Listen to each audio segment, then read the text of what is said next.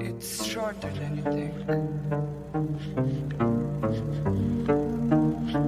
No think.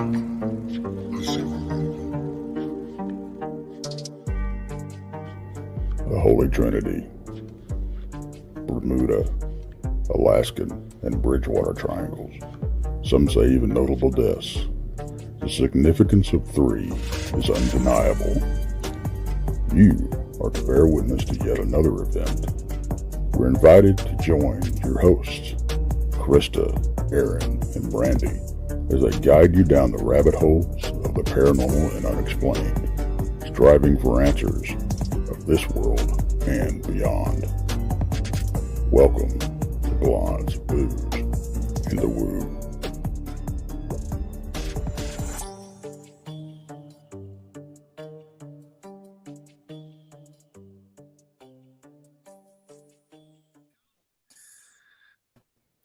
Hi, welcome everybody. Hello. Good morning. Good Yes. morning. It has been a trying last 30 minutes, though. Oh, it's been horrendous. It has. Not for me. I mean, I was between good. you and Randy coming to the rescue. Hey, I gotta ask you guys. Hey, before we even get started, who's Aaron, me or Randy? I guess you could both. I just Yeah. heard I heard it in the introduction. I'm sorry, girls. I shouldn't have said that. Oh, goodness. So we thought we would just come on tonight, and I was feeling a little spooky. And Chris was like, well, why don't we do a show? I'm like, well, why not? And so she's like, well, what time do you want to do it? We started talking about 11 o'clock, and my daughter was gone, and I had to go pick her up. And I'm like, you know what? Let's make it 11, so I can go pick her up. And then I'm like, no, let's do midnight. I'm feeling spooky. Let's do midnight. Yay, So here we witching are. hour. Yeah, the witching hour. Well, midnight for you guys, 1 a.m. for me, and in 2 more hours, it will be the witching hour for me. Yep, it sure will be. Well, So Brandy and I were like, let's do this, and all of us have a text, that go on. We're like, Don't even get started on that. See who else wants to hop on. So here we are.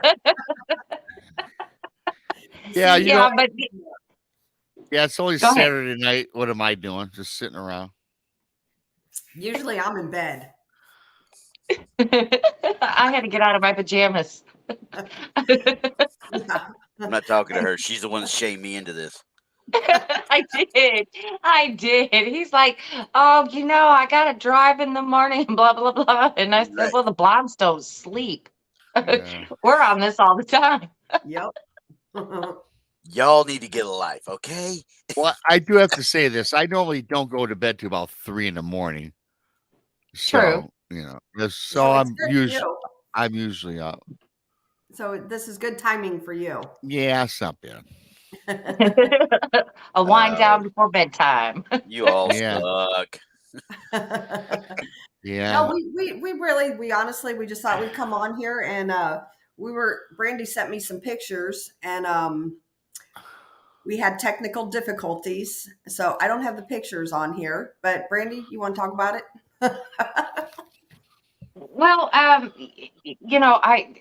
first have to say is, everybody says the witching hour is at 3. And of course, that is my belief.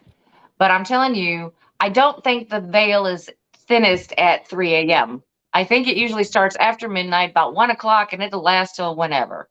I've had most of my experiences have been after 1 o'clock. What we wanted to do is because I felt a little bit spooky tonight, I thought that I would come on and tell my entire story of my own experience in my home, because if you watch Blondes and Booze, and I hope you do, you'll hear parts and pieces of it. And so I thought I'd begin at the beginning and talk about it and see what everybody thinks about it. Well, back in 2009, I had bought this house. I was not married at the time, and I bought this house, and immediately after I moved in, I was by myself. And you would hear like footsteps. You'd walk down a hallway and then you would hear footsteps coming after you. And then you turn around and of course nobody's there. It was Well, just little revert things back like that. real quick, Brandy. Let them know your house is not ancient old either. Oh gosh, no. My house was built in 1984. The people who had built the house originally are still living. Nobody has died in the home. I've researched the property. There are no deaths that were, recorded at any time. Nothing. There's just nothing. So anyway, when I started getting these little things that would happen, it would be like the footsteps, and then you would hear like, just a little knock or something. And I just thought, well, maybe it's just the house, it's settled. It does whatever, who knows? Well, as time went on, then it began to be like, then I'd hear like a clink or something in the kitchen. And then I'd hear a cupboard opening and closing in my kitchen. Then it sounded like there was a party going on out there. Like you could hear like footsteps going through the house. You can hear, of course, the cupboards closing. You could hear drawers opening. It was like that all night long. Finally, one night I decided I was going to get up because I was angry. And I opened my bedroom door and I yelled out there and I said, look, if y'all going to play, you're going to have to play quietly because I've got to sleep. And remarkably, it all calmed down. So then it went on like that for a while. And then came the disembodied voices. I would start hearing voices down the hallway when I wouldn't have a TV, a radio, the phone, nothing was going. I would start hearing these voices everywhere. But I didn't really pay any attention to it. And my neighbors are not close at all. So if they were in their home or anything making noise, any racket, I wouldn't hear it because I live in a rural area. There's 5 houses on my whole road. And I live off a gravel road. I'm sorry, my allergies are killing me. Anyway, so in 2013, my dad passed away. My mom at the time decided that she was going to have him cremated. Well, when she had done that, she figured that when she passes away, that I will take them both to Colorado where they were married, and then, I would scatter their ashes. Well, when the funeral home called her and said, hey, his ashes are ready, she couldn't. I said, go get him. So I did. Now I had to drive 70 miles down to the funeral home, and I picked up his ashes and I seatbelted him in my car. We played music and talked all the way home. So as soon as I got home, I put him on my mantle and I said, well, Daddy, you're home. And he always joked in this house, I have a 3-car garage, and that third bay was always his. Because when he would go, hunting or he was a motorcycle enthusiast, and he would come up here and drop his trailers off and ride his motorcycle. And so that was his bay. He even had his own garage door opener. He loved that. So, he would just pop in and whenever he felt like it. So that was pretty cool. And then after he had passed away and I brought him home, well, there would be little things that would happen then. It's like I couldn't find my keys one morning for work, and I was running around the house, and I'm frantic because I hate being late. And I was running around the house, and all of a sudden I heard his voice going, Brandy, they're on the table. And I turn and I look, and my keys are on the table. And little things like that kept happening.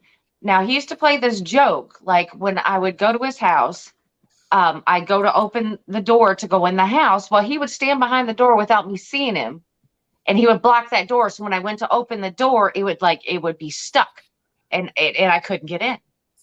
One day I'm walking in from the garage into the kitchen, and that door was stuck. I couldn't get in. And then all of a sudden it opened, and I started laughing. I'm like, what is wrong with this door? Now that door has not been stuck since or before that. It has never been stuck. So let's fast forward to COVID. My oldest brother, I believe, contracted COVID before they knew what COVID was. And he got very sick. He was in the hospital in Roanoke, Virginia. They called my mother here and they told her to come because they didn't think that he was going to make it through the night. So we got her on an emergency flight to Roanoke, Virginia, and he made it. And eventually, after a week, she was able to get him well enough to bring him back. Now, at that time, nobody knew about what COVID was. So they put him on a plane with COVID. Now, if he had COVID still going at that time, I don't know. But they brought him home and he came to live here. With that, he developed congestional heart failure, kidney failure. His diabetes went out of control. He ended up having half his foot amputated. There was multiple issues because of COVID. And I personally believe that COVID actually brought these, they were existing, but it just brought them up to the surface and made them, just horrible. So he moved in. Well, his son decided to come and stay with us here also. So they were with us for quite some time. And then in November of 2020, they decided, hey, we're going to get a house, but here in town, so we could still, take care of them and all this other kind of stuff. They're going to get a house, him and his son. And so they moved out in November of 2020. My nephew turned 21 in that time, and in January of 2021, he was killed in a single car accident about 16 miles from my house. Now, this is hard to talk about, so here we go. It was like 2:00 in the morning. We don't know exactly what the circumstances were. All we know is that he veered off the road. It was very early in the morning. He hit a tree and the vehicle caught fire. They said that he was still alive when he had gotten to the hospital, but they don't know if he was coherent or knew what was actually going on. But then he had passed away at the hospital. Since then, about a month later, things started happening in my home that were even more than what I had going on already. Now, in that third bay, again, of my garage, he would go out there because he would smoke cigarettes, and my mother is a cancer survivor, so he's not allowed to smoke out in that area. So I sent him out to the garage. Well, he would turn on the big light, and there's a window, and it shines light right in my room, and I'm like, hey, you can't do that. I said, go out to that third bay and turn on the garage light, the overhead for the garage door. And he would go do that. He would sit out there for hours and he'd smoke, play on his phone, listen to his music, do whatever, so he wouldn't wake anybody in the house, which didn't bother me at all. But when he passed away, one night I was here and I was looking out the window and I seen the garage light flicking on and off, on and off. I remember that night. Yeah. And it just kept flicking. And I'm like, oh my God, what is happening? I called my mother and I said, hey, sit on my bed with me for a second. She said, okay. And we watched it. And it was just flicking on and off, on and off, on and off. And as soon as I would go out there, it would stop. So then one night I'm here all by myself, my mom and my youngest daughter, they went on a little vacation, of course, working. I couldn't go. So I don't know what woke me up, because the lights usually don't do it, but it did. It woke me up and the lights were flicking on and off, on and off, on and off again. And I was smart enough that time to, hey, get your phone. So I got my phone out and I'm videotaping this the whole time that this light is going on and off, on and off, on and off. So you can hear it in the video that I'm actually getting, I don't think it was anxiety. I think it was just like the adrenaline was starting to kick, because I am here by myself. And like I said, even when I ghost hunt, I have somebody with me for validation. So I had my phone for the validation part. So I got up and it wasn't very warm. So I put on a jacket and stuff and I went out to the garage. And as soon as I went out to the garage, that light stopped. And it was that overhead garage door light. I went over and I'm taping the whole thing. This is all on camera. And I went over and I shut that particular door off. There was no power going to the door. So even if you were to manually open the door, the garage light would not come on. There was no power. So, and then after that, I was laying in bed and I got this on video too. I'm watching the curtain move. You know, I'm just watching it move and I can't figure out why that was happening. So again, I called my mom. I said, hey, come here. So we were trying to figure out every which way to figure out why this curtain was moving. I'm thinking, well, I live out, you know, in the country. It feels nice. It's not uncommon, you know, to get one or two in the house. So I'm thinking maybe it was that. No, it wasn't. The only way that we could get that curtain to move is when my mom stood directly in front of it and in front of my dresser, because it sits behind the dresser. She stood there and then the curtain would move. Mm-hmm. So it was blocking the airflow right there in front of me that made that curtain move. So something that was invisible at the time had to have been standing there and blocking that, you know, blocking the airflow.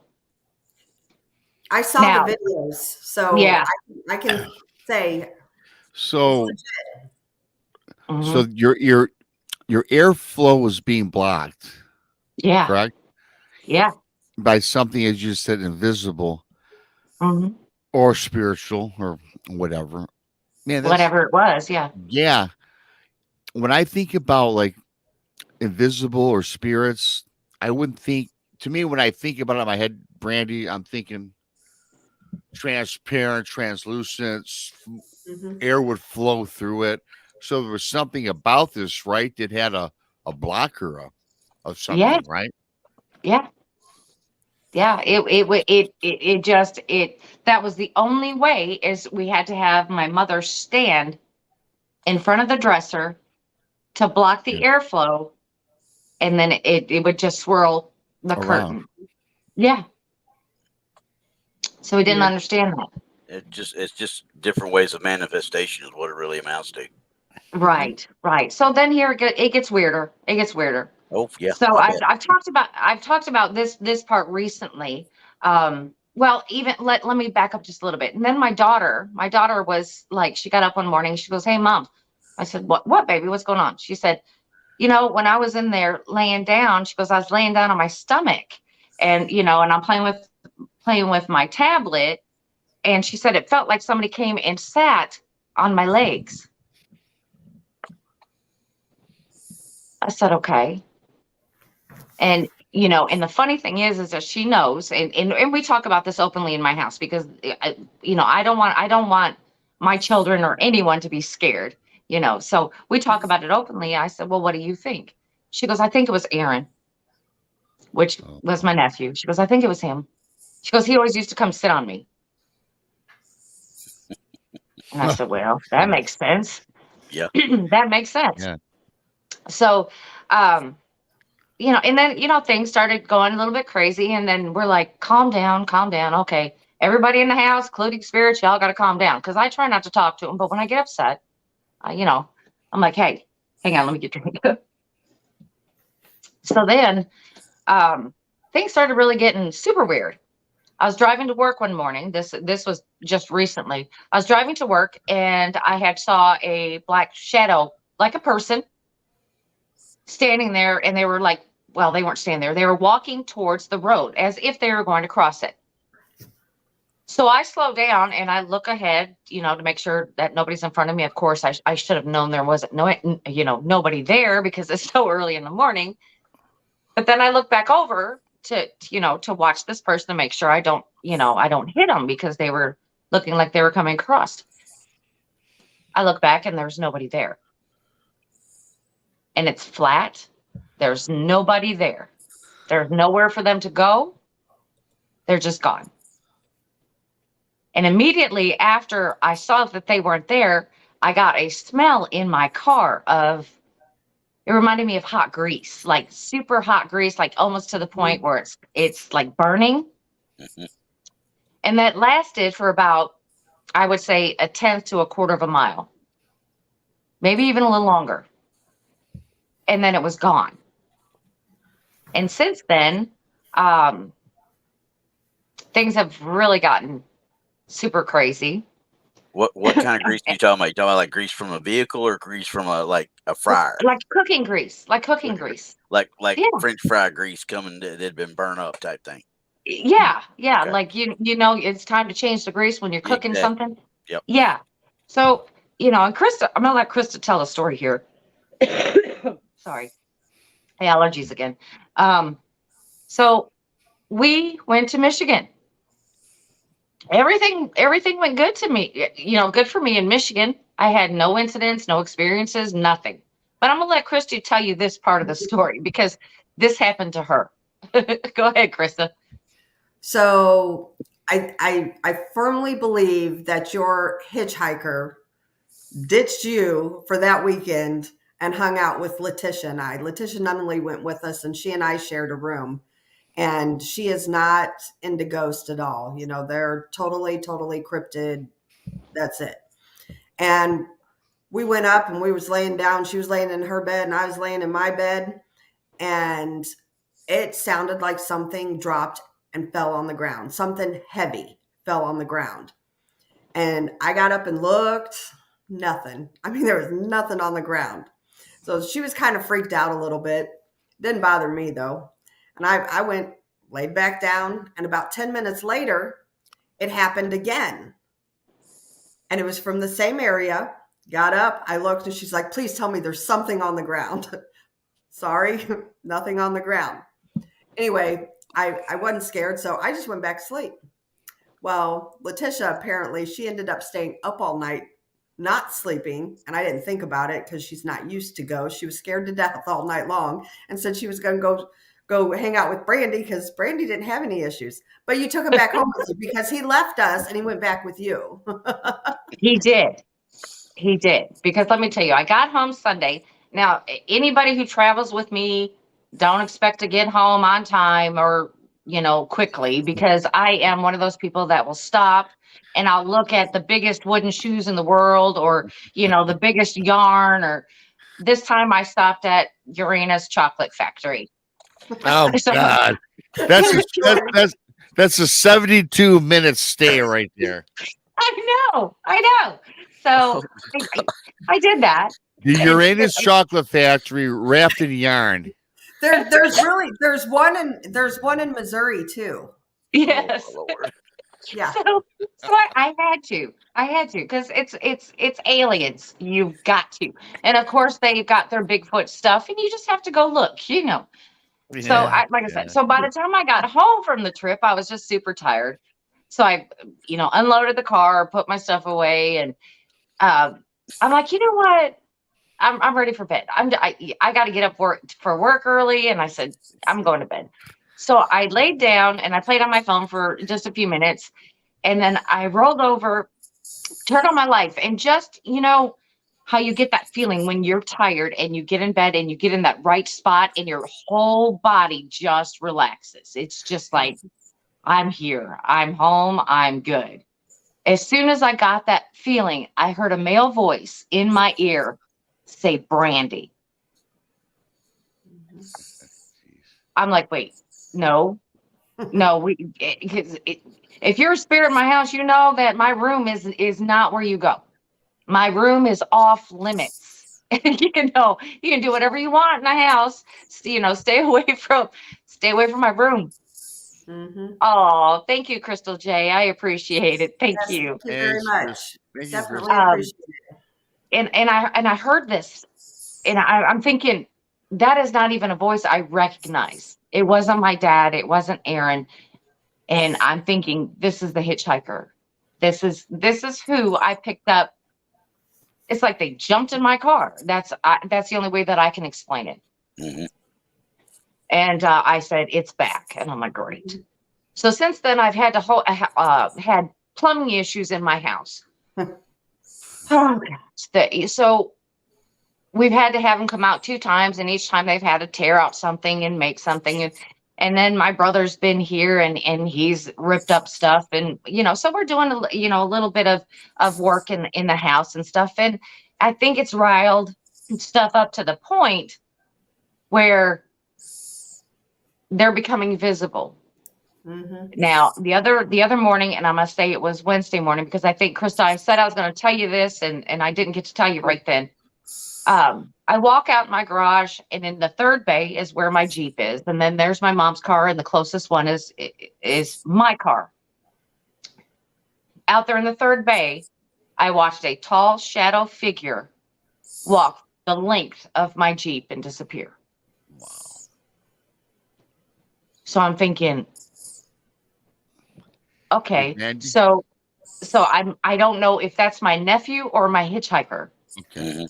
I 'Cause mean, I want- the height of it is my nephew. That's what it looks like, because he was very tall. So that's what it looked like to me, because it was right at I got a jacked up Jeep, and it was right at the roof of it. And I'm thinking, wow. So that is what's happened to me so far. My mom has been complaining of people, yelling out, "Mom, Mom." And I'm the only one in the house that calls her mom. My daughter doesn't, that's Oma to her. So, but she kept hearing "Mom, Mom, Mom," but it's not me calling her. But she said it's a male voice, and then it's a female voice. And so these voices are coming to her, which is not unusual for her, because she's experienced this her whole life. But it's unusual because we're getting so much activity all at one time now. Seems like we started working on the house, and everything is just going crazy right now. But as of right now, that's my story. You need a cleansing. That's what it sounds like. I mean, yeah, I Well, just and I don't even know if I it'd need a be cleansing, but I cleansing. need to be selective. Yeah. I don't. If my nephew wants to stay, fine. Yeah. If my dad is here, fine. I don't mind that. Yeah. But I and, don't like the ones that are intruding on my personal space. yeah. I That's mean, where I I'm understand starting what to you're draw the saying, but line. you can't just pick and choose when you start doing cleansing. You're not picking and choosing, obviously, on that. So Right. So yeah. yeah, so that's a good point, Randy and Chris and Brandy. I was just thinking, because as you guys know, I'm learning more about what you guys have been showing me. But if you do a cleansing, let's say, okay, you have loved ones around you, and then you Mhm. have the shadow people that we're undetermined what they are. So if you Right. do a cleansing, does that only eliminate nefarious entities, and your loved ones will still not be affected? Because I think that what I would, from my understanding, okay, if you did a Mhm. cleansing, it just gets rid of bad, but good will still be present. So whenever I personally do a cleansing, number one, you have to mean the words you say. You can just say them and it won't do anything. You have to mean it from your heart. And I always say positive adjectives, only love, light, peace, joy, happiness allowed in this house. All others leave and leave now. That's how I personally do it. So yes, Rob, I would agree with you. But we don't know if these shadow people, though, Brandy, were your nephew or what it was. Then you're No. uncertain with that. So then Yeah. you're flirting with fire on it too. That way. Yeah. Right. As much as we would like to say, "Oh yeah, that's my nephew," or that's just my dad. I don't know. Yeah. So I'm not going to pin that on them. I don't want to pretend that this is harmless either. That it might not be. I mean, I don't.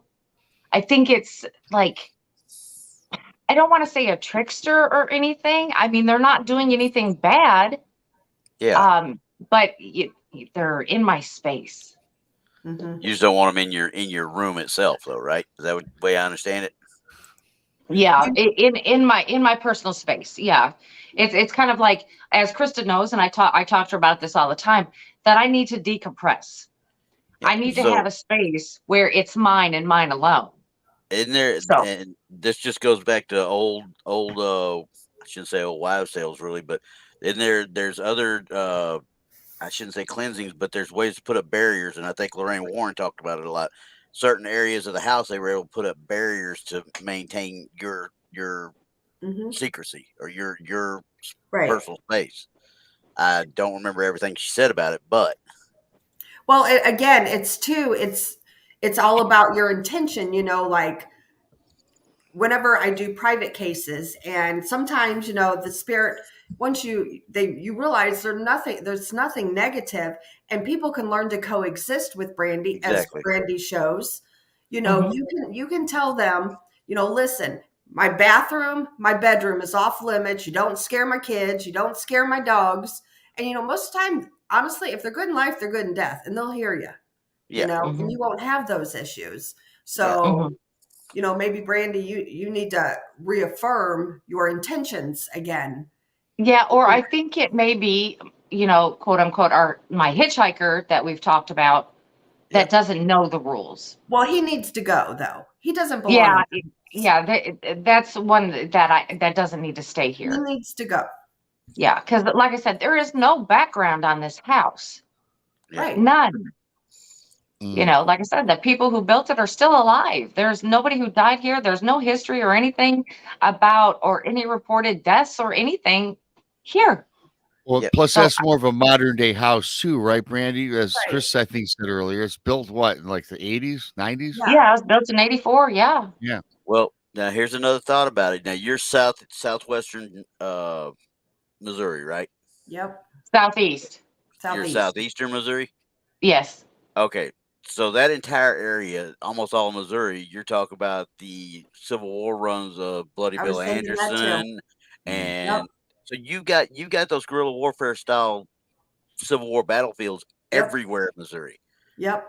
And You may have even something passing through that yep. area. I agree, Randy, because there's skirmishes. There were skirmishes all over, and Mhm. you can drive through Missouri and you'll see a little roadside park there, and it'll Yeah, say, this little skirmish happened here, yeah, and it'll tell you the history. So who's to Yeah. say exactly.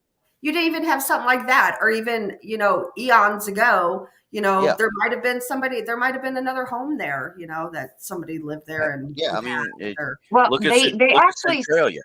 yeah, Centralia's right in the Yeah. middle of an open field. Boom, out of nowhere. Boom, there it is. yeah. So Are you talking about Centralia, Missouri? yeah, I've been there a few times. Really? We'll talk Oh yeah. about that after Brandy's, because I got some Okay. cool ghost stories about that place. Oh, don't even start me, because when I was at Leonardwood, that's where a lot of our stuff was done up around Centralia. So Wow. Wow. We'll okay. finish on Brandy, and then we'll go back to And that. yeah.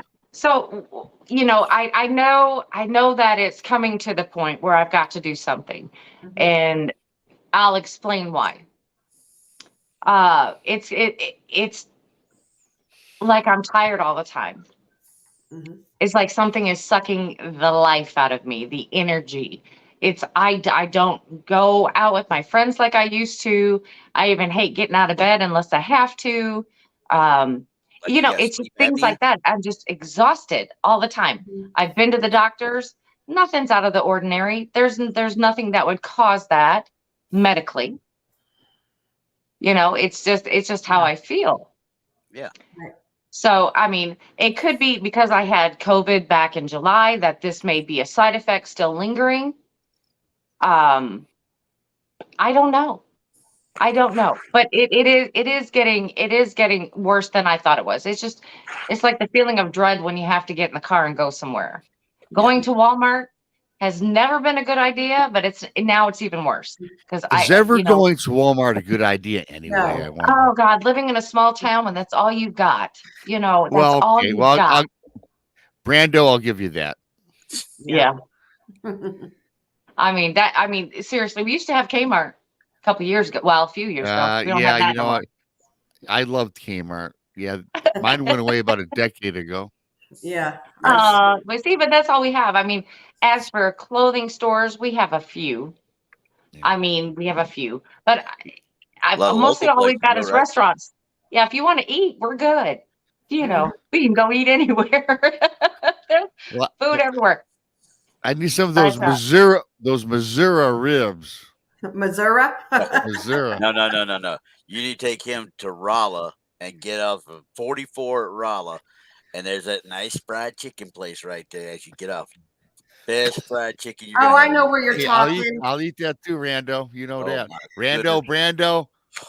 That woman Man, can cook it's her all butt good. off. It's I'll all tell you good that. with me. It's all good with me.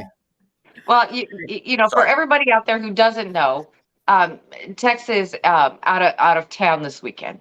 Well, he had to send us pictures of where he went to dinner and what he was Oh eating. We don't yeah. want to talk about that. We don't want to talk about that. No, Don't you talk about And don't. let me tell you about this slab of ribs, okay? Let me just tell you. It was a horrible picture, Brandy. Well, it was horrible for the ribs anyway. Yeah, it was. Yeah. Yeah. Yeah, because he sent us that picture too. The after. Yeah.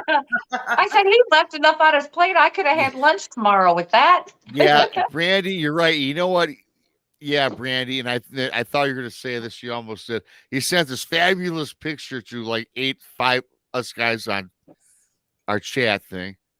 Mhm. He showed the before, and Brandy, you're right. He showed the after with the bones, and then he shows another plate with more, and that's where you said, "Man, you didn't eat all that? Yeah, like 3 plates of stuff." Well, you know I he's could have just a had growing boy, right? He's definitely a growing boy. I get all that. But I could have man, had the leftovers. I mean, what he see, left on that plate would have been enough for me. Jeez, oh Pete, that was a lot yeah. of food. Mm-mm. What's cool for me is I'm glad I have friends in Texas and now my new friends in Missouri. The Missouri boat ride, Missouri. I know, I'm just making fun Yeah, because it's all both good. states have fabulous food, Mhm. fabulous.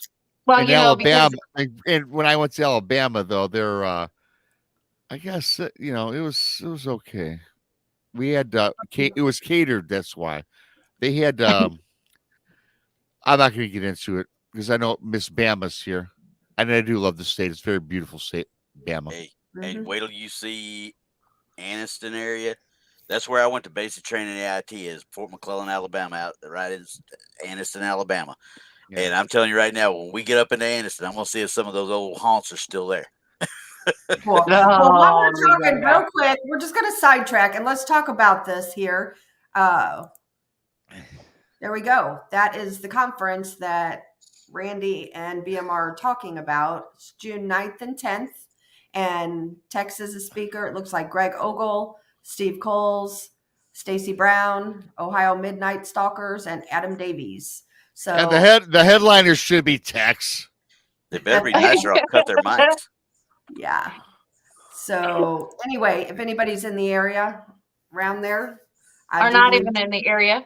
yeah, Yeah. I Come do on. believe tickets are still on sale. So Well, Randy's going to be down there. He's going to be filming it, so it might be shot live on YouTube. YouTube, right, Who Randy? said something about filming? I'm just handling the PA system. What you Yeah. Oh, hey, PA gonna- video. Hey, I'm just PA gonna and shut up. video goes hand in hand, my friend. You know that. Hey, Yeah. don't knock me and Krista. We're not above. We're not above it. We'll go live. I know you guys will, but Randy, it's funny though, because me and Randy, for those that don't know, when me and Randy, we went to the Texas. Oh God, the conference, Randy. That was Oh, God. us. So We me should and have never Randy, shown up we early. got there like 8 in the morning. He picks me up at the airport. We traveled like 2.5 hours. We went to Buc-ee's, hung out at Buc-ee's, the biggest gas station in the world. Yep. It was Christmas Day for me. I enjoyed it so much. So we got our beverages and we head back to Texas. So we get there. The place wasn't even open. And Randy, I tell you what, man, we sweated from 10 in the morning till noon. We ended up setting up the whole conference. We put out all the tables, all the chairs. Did we even get a thank you out of That's that? my rant for the night. But we worked our butt off. I don't even think we got a thank you out of that. No, I didn't even get $5. I didn't even get a free ticket. I had to pay for my ticket for admission. Oh, and they told me this like, oh yeah, well we'll come back and we'll do some more stuff here in a little. I said, hey Rob, there's a bar Yeah. out over here. Yeah. So me and Randy did go spend some good. Me and Randy put some time in at the bar. We had a good shift at the bar across the street. And then, but what was disappointing though, we all went to the party they had. Remember, Randy? They didn't let us in because we weren't invited. We and weren't me and Randy are like, wait a minute, we set up the whole thing. We're not allowed. and they had the gall to say no. So I've got I must say I have a sour taste in my mouth, Randy. Yeah. Oh, trust me. I may never go to Jefferson ever again, other than just to go to say hi to Just to people go I know. say hi. And plus, it was a cool town. There's no Oh, yeah. smack against. That town is fabulous. I loved it. I had a great time outside of, people rubbed me the wrong way, but it is what it is. I move on. I'm laid Exactly. back, but No, it he was don't hold a messed up. grudge at all. Of course Never. not. I just aired it on live YouTube at 2:35 in the morning. Best place to air out all your Yeah. What could be better with all your friends? That's right. Yep. You're I absolutely know. right. I You're mean, absolutely it's right. like, I guess this is where I feel most comfortable to tell my story. Yeah. True. There you go. Yeah. There you go. Yeah. Well, I hear you. There's Yep. only 117 people in chat, so a lot of people are listening. We have a record Is there tonight. that many? No. Okay. You're killing me, man. I just want to make her. I want to make Brandy I was just a looking at- little nervous. I was looking at the number upside. I was like, dang, he can't read either. Right. I'm like, I'm missing something because I don't see that many people in there. But Yeah. But there Well, are. it really doesn't bother me to tell my story here because, most of the people in the chat right now, I've chatted with them on our Anyway, chat and yeah, other, right. and it seems more intimate, so it's easier for me to tell a story. Yeah. I guess I would be more apprehensive if we had, hundreds of people in our chat. Yeah. Well, there are though. This is not. This I just looked this up. There's over 109 people listening, 37 in chat total. Cool. A lot of people listen. No, a lot of people. More people listen than go in chat. yeah, That's and- on every show though. Yeah. And the thing is, too, we're streaming on not only Blondes, but we're streaming on your channel as well, Rob, and we are also Yes, streaming on yeah. Texas Front Porch. It's So a 3-way tonight. it is. Yeah, we And thought we'd that take doesn't over sound YouTube. right. Yeah, we're just going to take over YouTube. We don't care. Yeah. All of It is. YouTube. It is Okay. after hours. Hey, It is hey, after hey. hours. Rob, when the thought's here, there's a filter between here and here. Okay, you might want to check yours. It's not working. Yeah. No, it's 1:45 in the morning. It's a 3-way conversation with 4 of us. You're getting worse. Just hush. Yeah. Oh, Oh my goodness. And Yeah, this, where- ladies and gentlemen, is how we spend our Saturday night, Sunday Yeah. morning. Yeah. Yeah. oh, that's funny. That's too funny. Oh my goodness. Get it back to normal now. Yep. Reel it back Oh, Monster But, Radio only appears in chat to annoy Rob. Very nice. Anybody has to subscribe to Monster Radio, do yourself a favor. Go check out Ryan Tremblay. Awesome guy. If you want to know about Dogman and other cryptids, Ryan Tremblay is the man to see. Yep. We have him coming on too in an upcoming show on Blondes. Awesome. of course, we Also don't know good. what month or what day, but No, 'cause I book out so far. I have a calendar I go by. Oh so- yeah, I mean your calendar just fills up. I mean I'm cluttered. Everything is like green and yellow blondes and booze stuff all over. I'm like, wait a minute, are they on tonight? No, this is in February of 2024. Well, I we're put book- everything in there. Everybody knows. So and yeah, well, we're booked up 3 months in advance right now, and that's not even counting your show that Krista does with Yeah. you, Rob, Yes, and that that's doesn't right. count the show that I do with Tex. That's just Yeah. Thursdays and Fridays. That's know, 3 I know. months. She's Everybody wants to a be with the go-getter. blonde. She's a go-getter. That- I'm telling you. She is, but that's the difference between guys and girls. Girls are really you're regimented and you have your schedules. Where dudes are more like fly by the seat of your pants type of thing. Yeah, wait a second. Time out. I'm gonna tell y'all something. You see this jack of all trades down here, right? Yeah. They call me Tech Troll for a reason. And when I say there's a 52-minute mark you got to hit, usually I mean it. And I make it. Hey, Randy, Blondes- I think I make it. Well, that's because you got Krista helping you. no, Trisha, yeah. he Oh, does yeah, good. But sitting there watching Tex on Monday nights and watching Brandy going, hey. That is why I've got this. Yeah. I'm glad Yes. because 2 weeks ago or whatever it was, I went in there. It's like, where is it? He didn't take the break till like 59 minutes, and I'm like, oh my I gosh. couldn't No. stop him. It's like the hand signals. It's like, look, just. You know what? I Then the gotta announcer, tell you. oh, Randy will figure it out. I'm like, I can't make 6 minutes disappear, guys. You know what I love best? You know what I love best about Tex and Brandy is when Tex sometimes does the 3-hour show with one break. Mhm. That's Yeah. got. And Brandy, I can tell you're sitting there. I do a 5-minute break if we don't have sponsors. Yeah. Just Yeah. you know, Yeah. stretch my legs. Yeah. I Well, plan it's on not doing like it stretch here your in a few legs. minutes. My eyes that are mute. floating. My eyes Hit- are floating. And I'm That kind of mute like, and stop Tex. him there and go do your thing. It's like, oh. But see, if I don't watch him, next thing you know, by the time I come back, we could be 3 subjects later and I don't know where we're at. So Yes. I have to There's a stop him in surprise. the conversation and begin a conversation because I'll never know where I'm at. And then it'll take me 20 minutes to catch up. Well, don't worry about it. He usually doesn't know where he's at either. So Yeah. He's and you going can to tell get him I us. said that. Oh, I don't care. He's letting the I- inmates run the asylum now. I'm just glad that Brandy does the schedule on the show. Mondays, Tuesdays, just text. It would take 40 minutes to get through the whole tirade. And I love Tex. He knows I'm kidding. Oh yeah. He we knows all we are. are I'm- kidding. I'm You not. know, it's, His we gotta pauses roast actually him. make it easy for me to actually find spots to take out. Yeah. makes him pausing a little bit shorter. Yeah, exactly. Well, on Monday, Texas front porch. He's going to get us. Oh yeah. That's He's He's going gonna to go back get and us. watch this thing, and he's gonna be 7:30. 7:30 Central. Tuesdays is what's dadgummit? What's that show? Oh He's yeah, gonna get us. He's Bobby gonna Van get us for Buren. sure. Okay, I'm done. I'll take another. I'll run us through our break coming up here in 6.5 minutes. Krista, by the way. Oh, we're still doing a break, even though it's a makeshift. Yes. Oh, Potty y'all- breaks. Yeah, Potty Let's Potty go to breaks. bed. You going do to not skimp Plus, on it's- potty it's- breaks. it's advertising too, Rando.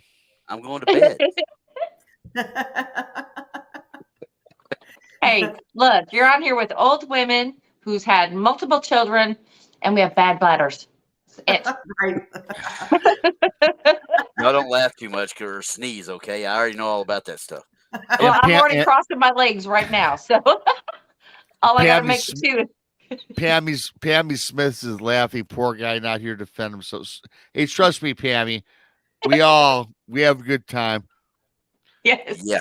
Tex will watch this show and just laugh his ass off. Yeah, we love Tex. We really Yeah. do.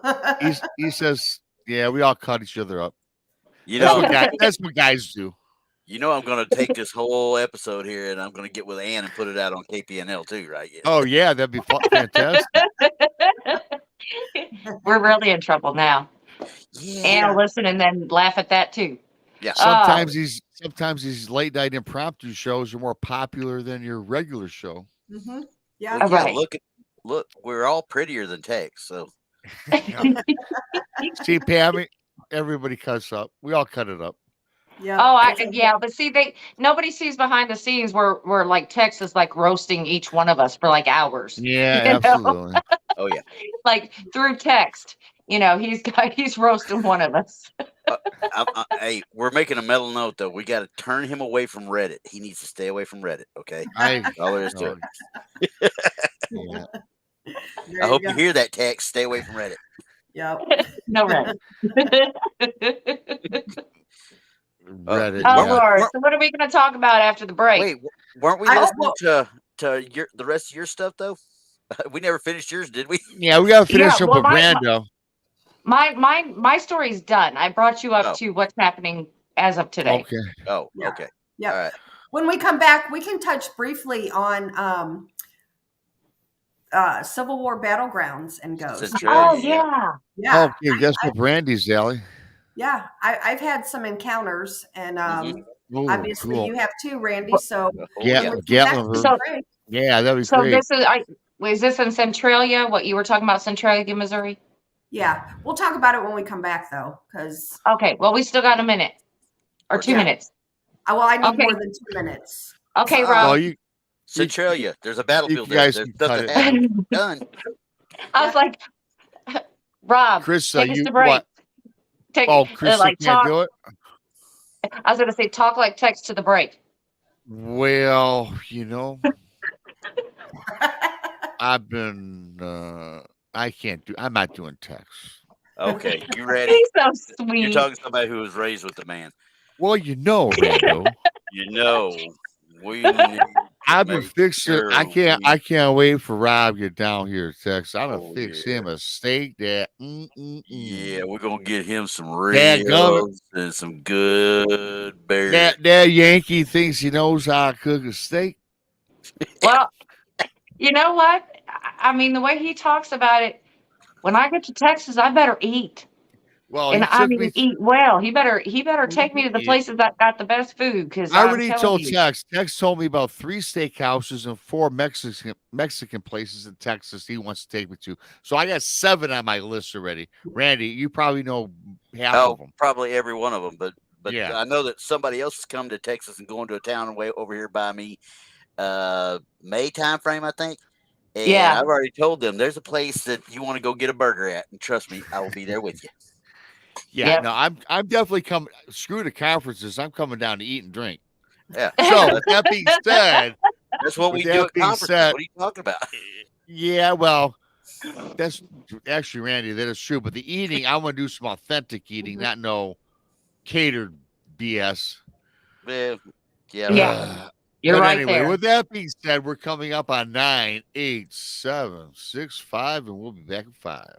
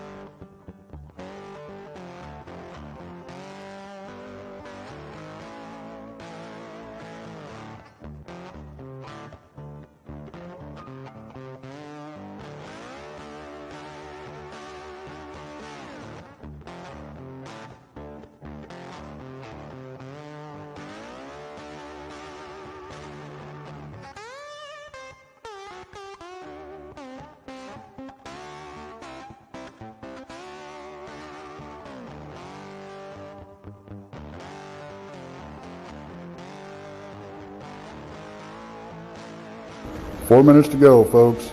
4 minutes.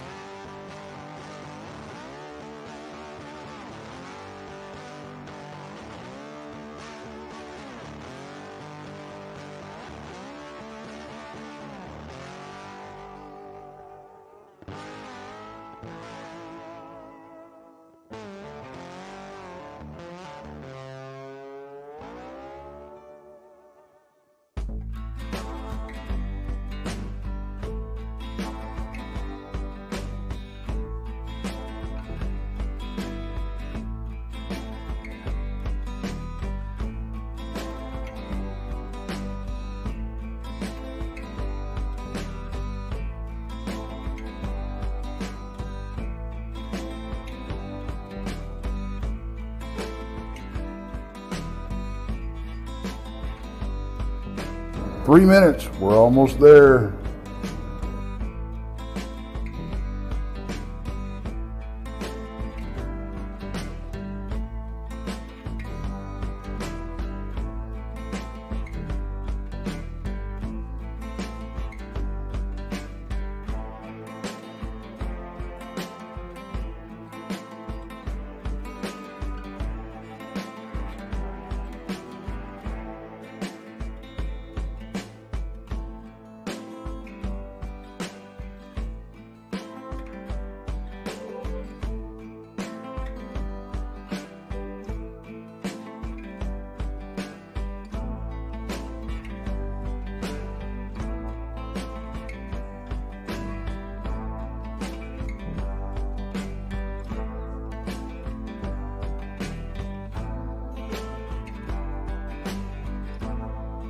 2-minute warning, guys. 2-minute warning.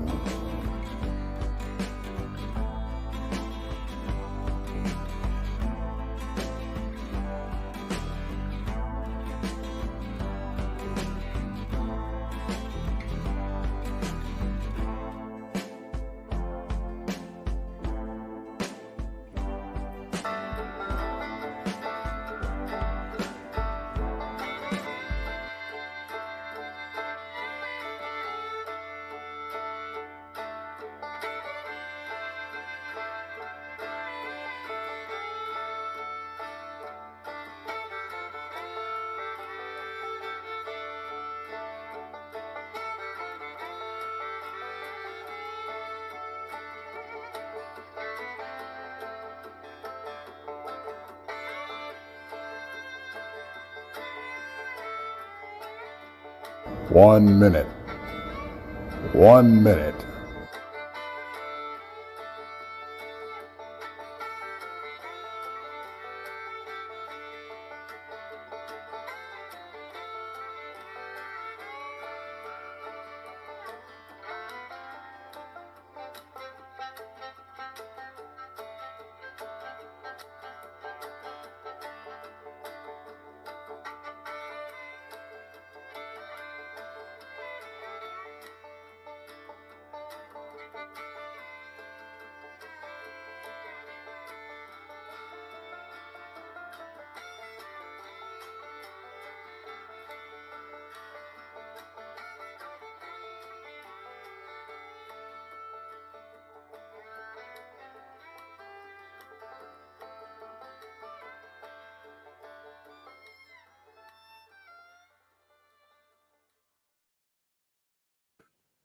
Hey, everybody. Hey. Yes. I got. I guess some Rob good- didn't hear. No, Yeah, let's he must have really had a bad bladder issue. not. Well, He had to let the anyway, dog welcome out. back. I was Welcome on a back, 20. ladies and No. gents. I was on a 22.5-second delay. Sorry. But anyway, welcome everybody to After Hours with the Front Porch Guys and Gals. Oh, that's a good name for this one. Well, I've got some weirdness going on out here. So Brandy Uh-oh. knows where I live, and Yes. I have where I live is a big horse ranch, and there are looks like 4 cars down there, and there's horses running free. Looks like a bunch. Oh, joy. So Good Let luck. them have fun with those things. I ain't touching them. Well, let me tell you, I don't even keep my horses here because the fencing is so awful. And Brandy can attest, she's seen what it looks like. And I can't believe that people actually pay money to keep their horses here, and they do. And there's a bunch of them running free because of the fence. I'm sure they walked right through it or right over it. Anyway, Is not it- my problem. Is it the 2 ladies or is it the guys? The one men? lady is here. I see her car down there, but I don't recognize the other ones. Oh no. Yeah. Maybe a clandestine buy. Wait a second. Yeah. So anyway, it's crazy. It's Yeah. never ending Well, down here. Tex couldn't be with us. I'm sure if he was in town that he would have definitely been with us, but he's out of town with the missus. It's her birthday. So they took a weekend together. How dare they? How dare they? Oh, jeez. You just need to get a hold of her and give her our condolences. Hey, Joe Monk. I know I got Yeah. back 20 seconds late. I did want to thank the beautiful Crystal J for the awesome super chat. Yep. And Thank you. Joe Monk, yes, Biggie does stay up late. Biggie's Yep. got another hour or 2 to go. Yep. See, So I you're not can't see Biggie that. Small, you're Biggie Big. Yeah, now he knows you from Space Cell Radio. He calls me Biggie. That works. So let's talk All about right. Centralia. Yes. Actually, Yeah, I before we know, talk about Rando. I know, Centralia- Rando. Before we So talk many about Centralia, jokes. What? as I say, before we talk about Centralia, I Okay. totally forgot. Like it's after midnight and my mind wasn't right. So, Brandy, tell everybody what to watch this week, real quick. All right, Monday at 6:30 p.m. Central, you can watch Texas Front Porch with me and Tex. Starting May 1st, we're going to go to 8 p.m. So make sure you adjust your calendar. We will be on at 8 p.m. Central starting May 1st. On Tuesday at 7 p.m. Central, we have Van Buren Variety. At 8 p.m., we have BMR himself with Beyond BMR, of course. You can get all those weird stories on Tuesday night with him. On Wednesday, Jason McLean Weird questions stories. everything at 8 p.m. What did I say something wrong? No, I we're like just doing that. this Weird. I thumb like thing. that. No, I love the Yeah. weird stories. Yeah. BMR with the weird stories. Yes. All right. All right. At 8 p.m. Wednesday, you can catch Jason McLean's Questions Everything. And then on Thursday at 12 p.m. Central, it's Brunch with Bigfoot Michigan Rob and our friend over here, Krista, as they talk about anything under the sun. I Yeah. love that show because I never know when I turn in at my lunchtime, I just never know what I'm going to get, which Me is either. awesome. I love Me that. either. Oh, you know what? Yeah, And, I love before that. you and before I forget, I have to say something about that show. But continue. On our On show, we did. Thursday, on Thursday at 8 p.m. Central, you can catch Blondes and Booze. And if you can't get enough of Blondes and Booze on Thursday night, we have a little more on Friday night at 8 p.m. Central with Blondes, Booze, and the Woo. At 2 p.m. Central on Saturdays, you can catch Tex and Danielle Diva as they drop a new episode of Infamous Minds. Now, what were you going to say, Rob? No, first of all, I want to hear Chris on Rando's Civil War ghost stories. But I do have to make mention before the show ends, I have to tell the story. Me and Krista has Science Bob on and Lala Bright on Thursday. Now, I got these comments from people like on YouTube and on my personal like DM or whatever that and Chris, I thought during the show there were shadows and things flying around and they're in the background. And if you go to the 14-minute and 50-second mark through Let me write this down. 15:03, yeah, anybody didn't see the show, if you watch it, you can skip forward to the 14 minutes and 50 seconds of the show, and then right to 15:03, there is actually shadow beings that are walk past Lala Bright.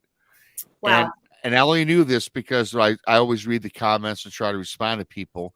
So I'm like, okay, so I looked it up. Now, prior to this, though, Krista, I don't know about you, but during that show, I was seeing.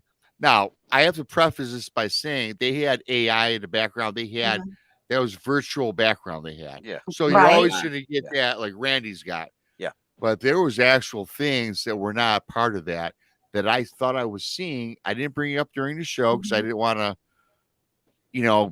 Right. be, make it bigger than it was.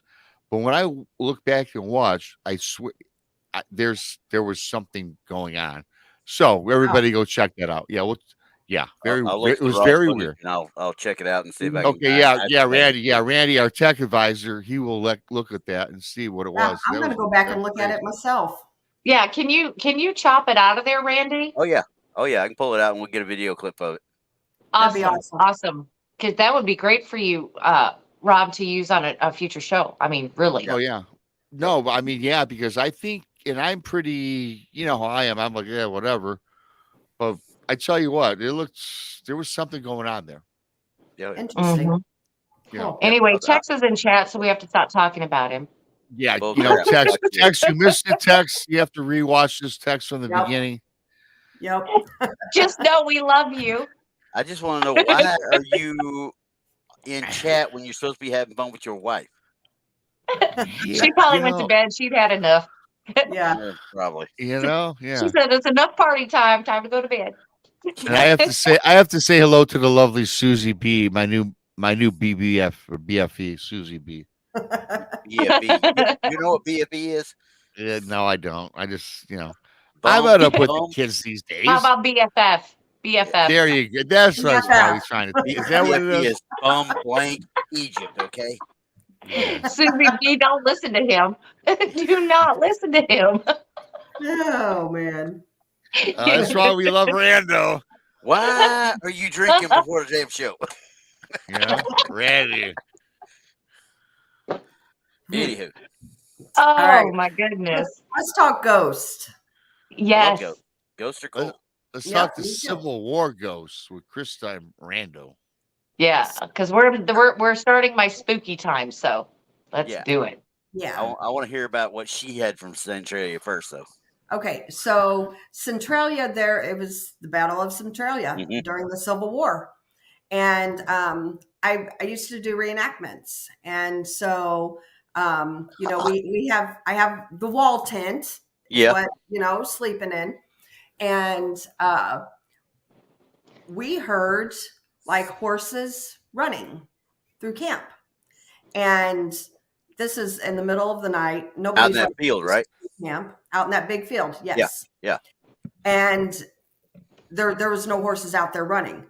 This was really cool. The reenactment that we did, when for those of you who are not familiar with reenactments, we actually reenact the battle. So whoever came out on top, that's who won, blah, blah, blah, blah, blah. So for this particular battle, which was really weird, I mean, Missouri has dragonflies here. And Tons. this is so weird though. During the battle that was going on, like the whole field just filled with dragonflies. And then after it was over, they were gone. That was kind of weird. Just disappeared. They just disappeared, which was weird. So Yeah. down the road from the Battle of Centralia, there is a cemetery called Mount Zion. Mhm. And there's a little church there. And a friend of mine took us down there, and he knew we were into ghosting and stuff. And he had permission to go. It was probably half mile down the road because that whole half mile stuff had happened. And what happened is that basically it was a sign up, to come fight in the war. And they were attacked at like 8:00 in the morning and caught the whole brigade, everybody off guard. So It was awful. It was an awful deal. And in that battlefield, the people's property, which they had activity going on in their house. However, their field behind their house, we have EVPs of cannons. Oh, sweet. And once again, horses. Yeah. And up at the cemetery now, that we really didn't get a whole lot of EVPs horse related. It was all more like I won't say like it's uncivil war related type EVPs and activity that we were getting there. But it was just very interesting. It was a really interesting night, and I really want to go back there. Honestly, I do. Yeah. Tell me your story. Centralia is just an amazing place. I don't care. Yeah, it's one of the lesser known areas, Well, in what we call in the Army, what we called Advanced Non-Commissioned Officer course, which became Senior Leadership course or whatever. I was a chemical soldier, and our schoolhouse was on Fort Leonard Wood. Well, part of that training is we have to study military history, obviously. And Centralia is one of their main focuses when they start doing, shouldn't say reenactments, but you have to study a certain aspect of that battle or a personality of that battle, which I ended up with Bloody Bill Anderson. And I'm like, oh, this is going to be great because I'd actually heard of him before, and I was like, I'm going to dig into this guy a little bit. Then we started getting, because for those that don't know, Bloody Bill Anderson led a guerrilla style, shouldn't even call it a militia. They were just a bunch of thugs. If you want to get right down to it, they And even at one time included Jesse James and Frank. In fact, Centralia, Frank James was part of that raid. Yep. And so, we're sitting there going through our stuff, and I'm going through my whole spiel, and we're at that railroad station that's right there, the old railroad station at the tracks and stuff. We're sitting there going through it, and several of us stopped as we're talking. We're like looking around. Did you hear that? It sounded like one of the locomotives coming through there. Wow. Going, That's crazy. Why would we hear that? I mean, and we're talking about about probably 10 or so sergeants and sergeant first classes and E7s, E6s in the Army sitting there going, okay, we're not used to hearing this kind of stuff right here, especially when you got a track that goes nowhere, so it's just that little bit that's left. Yeah. but that building is all still, well, at that time, this was 2008. So, Hmm. that building was all still brand new, or Yeah. not brand new, but still from that original time frame. Hmm. And then, of course, we leave there and we go out to the actual battlefield, which, if you're looking at the battlefield, you got the spot in the center, and we go up, we read all about it and everything the marker and everything. Then we come back to the wood line that's on the south side, Hmm. and that's where we set up. We have our lunches and stuff. We're sitting there with our MREs, yay MREs, thanks Army, and we're sitting Those there. things are nasty. You be nice. Those are some great eating right there. If I was starving, yes, they would be. Anyway, we'll get it. That's a whole nother show we could do on those. But the we're sitting there and we're eating, and as we're eating, once again, same thing you're talking about. We're hearing horses. We're hearing, what sounds like a faint dissonance of a cannon or something, like something going off. And I'm chalking it up originally at the time, just some redneck in the woods shooting his gun somewhere, but I Yeah. didn't think nothing about it. But then I thought about it later. It's like, wait a second, there's nowhere really around here for a redneck to go out in the woods and shoot a whole lot. There's Yeah. enough built up around there where they really couldn't do it legally type thing. So I was like, that could have actually been, because then the only reason I said that because I lived in DC at the time and I'd been to Gettysburg. So Hmm. I've been to that part and heard that stuff too. I was like, Yeah. yeah, that could have easily have been that same thing. So Hmm. between that, Manassas and Gettysburg, I mean, you go to any of these Civil Wars, especially if you go at Civil War battlefields, you go at night, you're liable to actually find something happening. Oh yeah, we always after that. So, I was into as everybody says, my freaky stuff. Uh-huh. And I was into it then. I just didn't let everybody know, got to at least have Yeah. some kind of normalcy. And so, I'm kind of freaking out. I'm like, man, I'm freaking hearing horses. I'm walking out of the tent looking. And, so the next day, my friend Trina was there, and I asked her, I said, did you hear the horses go through camp last night? She's like, no, I didn't hear anything, Well, after that, they kind of realized, because you do this long enough, people find out. Yeah. And so now whenever we go to any of the battlefields, Yeah. we do ghost hunting in the evenings because they're active. And Oh, yeah. and the Centralia one, so Centralia it's like out in the middle of nowhere. Yeah. And You there's know where you're looking for to find it. So yes. And it's almost like a farmer's field. What would you say? Maybe 50 acres? max. I wouldn't even say it's that big. The one, Yeah. I was gonna say probably 20. Yeah. It's not super huge, but it's Yeah, battlefield. you're right, Tex. Right. Exactly. But if anybody ever gets a chance, to hit a battlefield and you guys are Oh yeah. ghost hunting, I highly recommend them, man. They are active areas. Yeah. And you got to be careful because some of them, they're not as active as you think they would be, because somebody will tell you, oh, we got all this active. I think I talked to Brandy about one up in the DC area one night, Yep. and there was this bunch that were building a house, and they were reclaiming the wood from an old Civil War hospital that was there. They were actually using that wood to help build the house from that same area. And we got this activity, we got that activity, we got this activity. And of course, we roll up on the side, start doing the interviews and stuff, and start talking to people. And as you roll up, you look over to the side, and there is a Ford pickup, and the bed is full of beer cans. We're not talking about a little bit. We're talking completely full of empty beer cans. Well, we're just about to chalk this one up to a lost cause right now, because I can't believe anything they're telling us. And we never got anything. We never got anything on that one anyway. So. Right. Yeah, Randy, I was going to ask you, and I never asked you or Tex, being that you're from Texas, of course. I was at the Alamo 15 years ago. I mean, the area over there. Yeah. Okay. But I never asked you guys this before. Have you ever investigated that? I would think that the Alamo's got a lot of. You're not allowed to. Oh, okay. Well, quite frankly, Really? where the Alamo sits right now was not where it originally was. Yeah. So. Okay. Isn't it right in the middle of town? It's right on the corner of Houston and I can't remember what other street that was right there, but it's basically downtown. Yeah. Yeah, it's right downtown. There's buildings all around it. There's the River Walk. It's a bustling city area where it's located. I've been down down in there several times. I mean, And it's great history, though. I mean, but it's just Yeah. not where it was. it Yeah. has got a wicked history. Not just from the battles and everything fought there.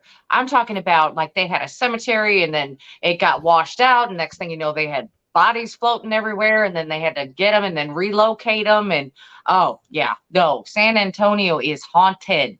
Oh yeah, Haunted. oh yeah. Yeah, There's other spots there you can go check out. Not just Ooh. that. I gotta say something. And Brandy, of course, you had to bring it up. The river walk. I was in San Antonio, Texas. I was on the river walk and I walked into Dirty Nellie's. Yes. And let me tell you something. I was there from noon till noon.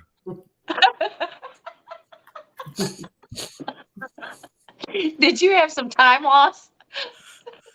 I certainly did, especially when this is a true story. When I went into the bathroom, I had no idea. I just felt it was just, yes, I was there drinking with friends and stuff like that. But you know what? It was just a very creepy and eerie feeling. And Mhm. this is prior to me studying on the ghost, studying paranormal, studying cryptids. I just remember every time I had to use this facility, I just felt out of place, like I was being watched. And Yeah. I just thought I just thought it was creepy. And so I would go back and tell my friends, man, you guys go in the bathroom? You get, isn't it kind of weird? They're like, oh, you're full of it, Rob. You'll have another one. But I personally felt something Yeah. strange in that place. Yeah. That's very, very true. My work's headquarters is down there, just a block or two over from the Alamo. So when we go down there in January for the Kling Brothers event, which is in that area, that vicinity, our main headquarters is haunted, and so I wanna do a little ghosting. Oh yeah. Oh, yeah, I wonder If if you, they'll let us in. Oh, I'm sure. Oh yeah, I won't have any issues. I about to say it because they won't let you into the Alamo. Obviously, the Yeah. Alamo is they can still consider, even though it's moved to it, it's considered hallowed ground. They will not. I've had people get into fights with people. Men were going into the church, the main entrance, the chapel or the mission, whatever they wanted to call it, and they wouldn't take their hats off. One guy wouldn't take his hat off. Yeah. Sir, you take your hat off, and the state police guy right there said, "You will take your hat off, or you will not come in." Right. plain Well, they simple. banned Ozzy Osbourne because didn't he pee on the Alamo? Or something? Yeah, that was Well, in his heyday there, but I think Yeah. he's apologized a long time ago about it, and I think it's all been blown over. So Uh-huh. right. Plus the Alamo, how it was made and what it was made of Mhm. is actually disintegrating. Yeah. So they have it now where you can barely touch anything. Yeah. In there. I mean, you can walk through, you can see the stuff they have set up in there, but you really can't. They ask you not to touch it. Yeah. Because it is disintegrating. Yep. So for anybody out there who would like to go see the Alamo, I recommend doing it, as soon as you can. Yeah. Because one of these days it just may not be there anymore. It'll come down. Mm-hmm. Real quick, I'm going to jump back to Bloody Bill Anderson. Oh, okay. Randy, you said you made the comment. Ray County Museum. So Yeah. there is a room at the Ray County Museum that is all about. There's actually a Civil War room, but then there's another one with the gorillas. Oh, cool. And there's a big life size of Bloody Bill Anderson, and the previous curator Really? that used to run the place, Linda, she used to take that with her everywhere she went. And actually, when Linda had her funeral, if I remember correctly, Bloody Bill was there. Really? Mm-hmm. That. Yeah, you'll see. I'm sorry. Why would you carry that with you where you want? It's just It like was Bloody like- Bill. Well, because it's just such a big. He was prominent in that area. A lot of stuff happened in that area, and so that. And Brandon, you know what room I'm talking about there at the museum? Yes. And it's got there's some Jesse James, some Frank James, Yeah. and all them guys in there too. But yeah, it's pretty. But without Bloody Bill, you don't have Frank and Jesse James. Quite Right. frankly, Oh, wow. you really don't. There's a lot of them you don't have. That's they did no lie. the raid of Lawrence. They burned the Mhm. town of Lawrence, Kansas down, and there's a lot of bad And that stuff. was all in retaliation for what happened to the kids in that one church. Yeah, and do you know that town of Lawrence is still butthurt over that? Oh, they'll live. Yep. True They might story. need some chapstick. Yeah. Here it is, 100 and how many years later. I'm like, you ain't got over it yet. You probably need to get over it Yep. now because it's long gone. Right. But I mean, you study him. There's a movie called Ride with the Devil too. Hmm. If you ever get a chance, watch that. It's got Tobey Maguire in it, and it's about Bloody Write Bill it down. Anderson and his bunch. It's called Ride with the Devil, I believe, is what it was called. Wow. Okay. It's actually really good. Yep. I just wrote it down. Well, Yeah. Rob, I mean, you hear us talk all the time about these stories, experiences we've had, and I know that you've had a few of your own, I Mhm. have, yeah. but now you're seeing them. I want to say outside your home. You're starting to see them elsewhere. Are you- I do. I'm wondering that if we're getting to you, and it's kind of like we're opening you up to see these things more prominently now because you're looking for them. Well, I do think that well, that's a good question because, well, you guys know that I saw a ghost of my niece, which wasn't my niece, was an Indian girl. I've told that story. You know about was I when excuse me, when I was a little boy, I saw a ghost, which I didn't think was a ghost when I was 5 or 6. I know that was a ghost. I had the experience in my house with my ex-wife about all of our trinkets being haunted. And then I know about then that was then. Then we had consultation, and then I went in the garage and I seen the shadows again. So you guys have all heard that. Mhm. And you guys know about my bar with the ghosts. Mhm. Right. And of course the niece, that was a big one. But all these things, like a lot of those all happened prior to even like having my encounter and prior to meeting you guys. Mhm. But it seems like after I've met you guys and learned some things, I've learned so much from everybody in the last 2, 3 years I've been doing this. So my eyes are really open to a lot of things. I had the experiences watching television and thinking that I was seeing something come down the hallways, thinking that I was having astral projections. And then what I want to talk about with Krista,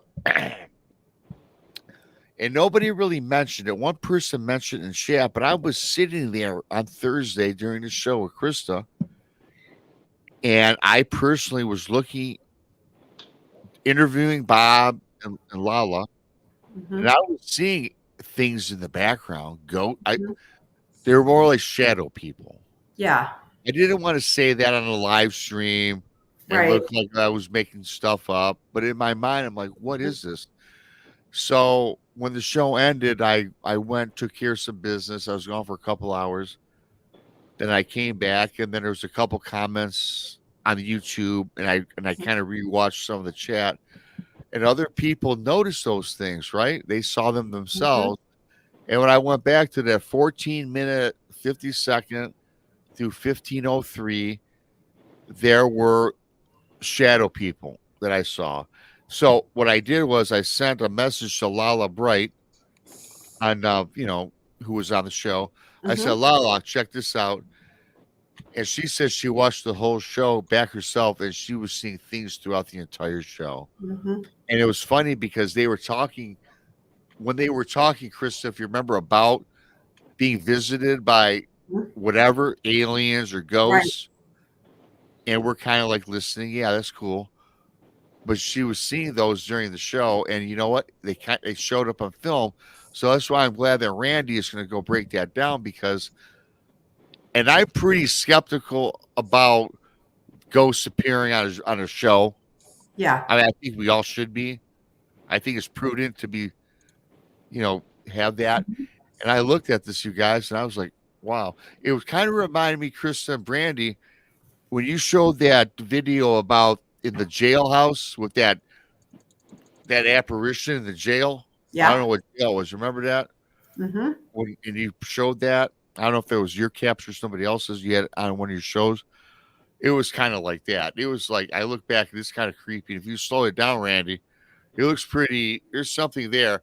And again, they had not the AI, but they had the virtual background. So there are shadows from that. You're going to Yeah. get that. I can see it on Randy right now.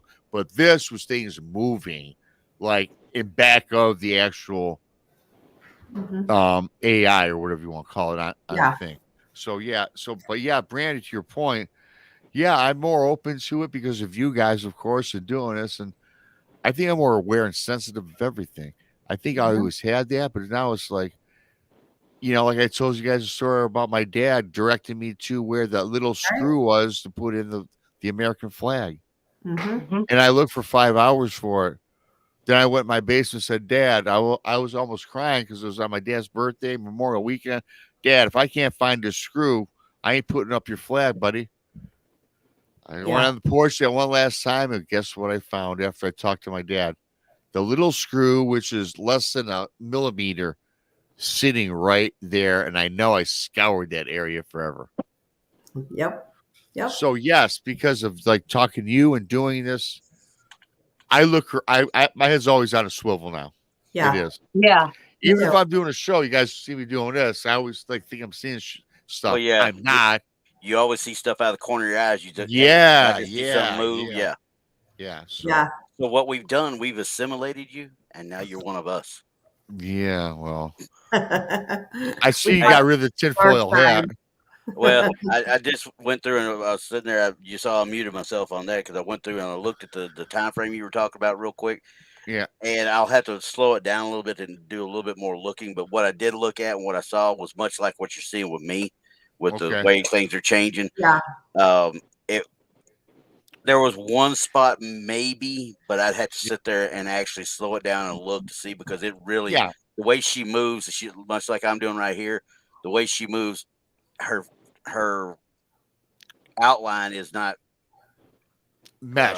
meshed enough Yeah. to where it's not Yeah, giving you that effect. So And Randy, what I saw, much like you said, it wasn't very long. It was like a split second, but it Yeah. seemed like it was out of the frame. yeah, But what really intrigued me was when I got a comment. Someone wrote a comment on YouTube and said, "Hey, check this out, Rob." And it was more than one person. And I remember Krista in chat, Gene Hudson in chat, said, Yeah. "Hey, Rob, do you see the shadows in this?" Yeah. So And Lily Pond just commented too. She said, I did see something on Layla's left side. I thought it was Okay. just yeah, I me." saw her comment and I looked for that too. Yeah. And I Yeah. do it's like I said, I got to slow it down and look a little bit closer because it's really close to being that effect you're seeing with me right now. Because, Yeah. but it could Right. be Oh, something oh, else. absolutely. Hey, Randy, and I'm gonna tell you what, that's what I think it is 100%. But you know what? But then It can't hurt to look. You know, you gotta got to investigate debunk it, it. right? Yeah, Yeah. got to debunk it. Yep. Yes. That's what it's about. Debunk it. Yep. Absolutely. Absolutely. I mean, So, because we Randy, talk about that all the time. We yeah, talk so about Brandon, it all the time. yeah, I don't know if I answered your question, Brandon, but yeah, for you, because of you two and even have my Bigfoot encounter and stuff, it's like I'm pretty sensitive to a lot of different things. Well, And that- and I think you've always had it.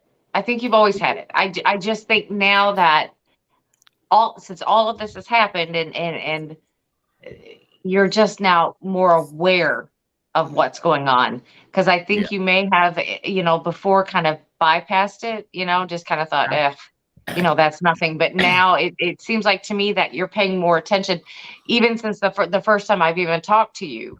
It seems like now you're just more aware of your surroundings and that you're seeing more, which I think is absolutely great.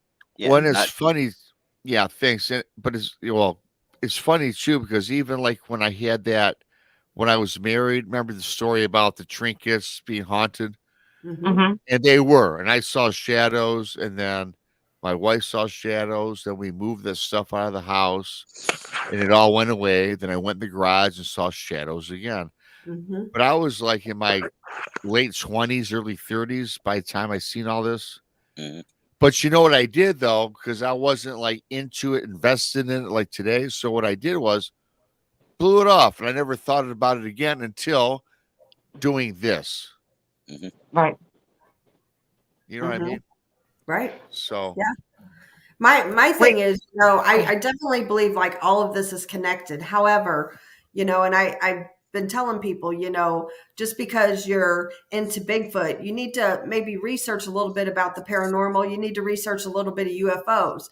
And that's what I've been doing, because I've never been like, as everybody knows, UFOs scare me, aliens scare me. So I haven't done a whole lot, but however, now I am, just because I do believe they are connected, and I feel like I need to be educated on all of it. Well, actually, Krista, too, if you remember during the show, because I remember this on Thursday, Brunch with Bigfoot, Mr. Rob, 1 o'clock in the East. You had said to Lala and Bob that you were always scared of aliens, thought they were, I don't know if you said they were demons, but you said at least that you were scared. I was scared of But them. after the show we did, you had said later that after talking with them, you were a little more, it kind of let a little, Yeah. your Like maybe reluctance or your fear was kind of right. lessened a little bit or something. Yeah. Because I mean, she's, as she stated, that's, that she's comfortable with them, and like my fear, I guess, is just the fear of, being taken, nobody's going to force me to do anything. You know what I'm saying? And that's in my head, and I don't want to be poked and prodded or none of that stuff. That's my fear. But, so if I see a little alien, a little gray outside here or something, I might be okay with that, but not, I don't want to go to them. Yeah.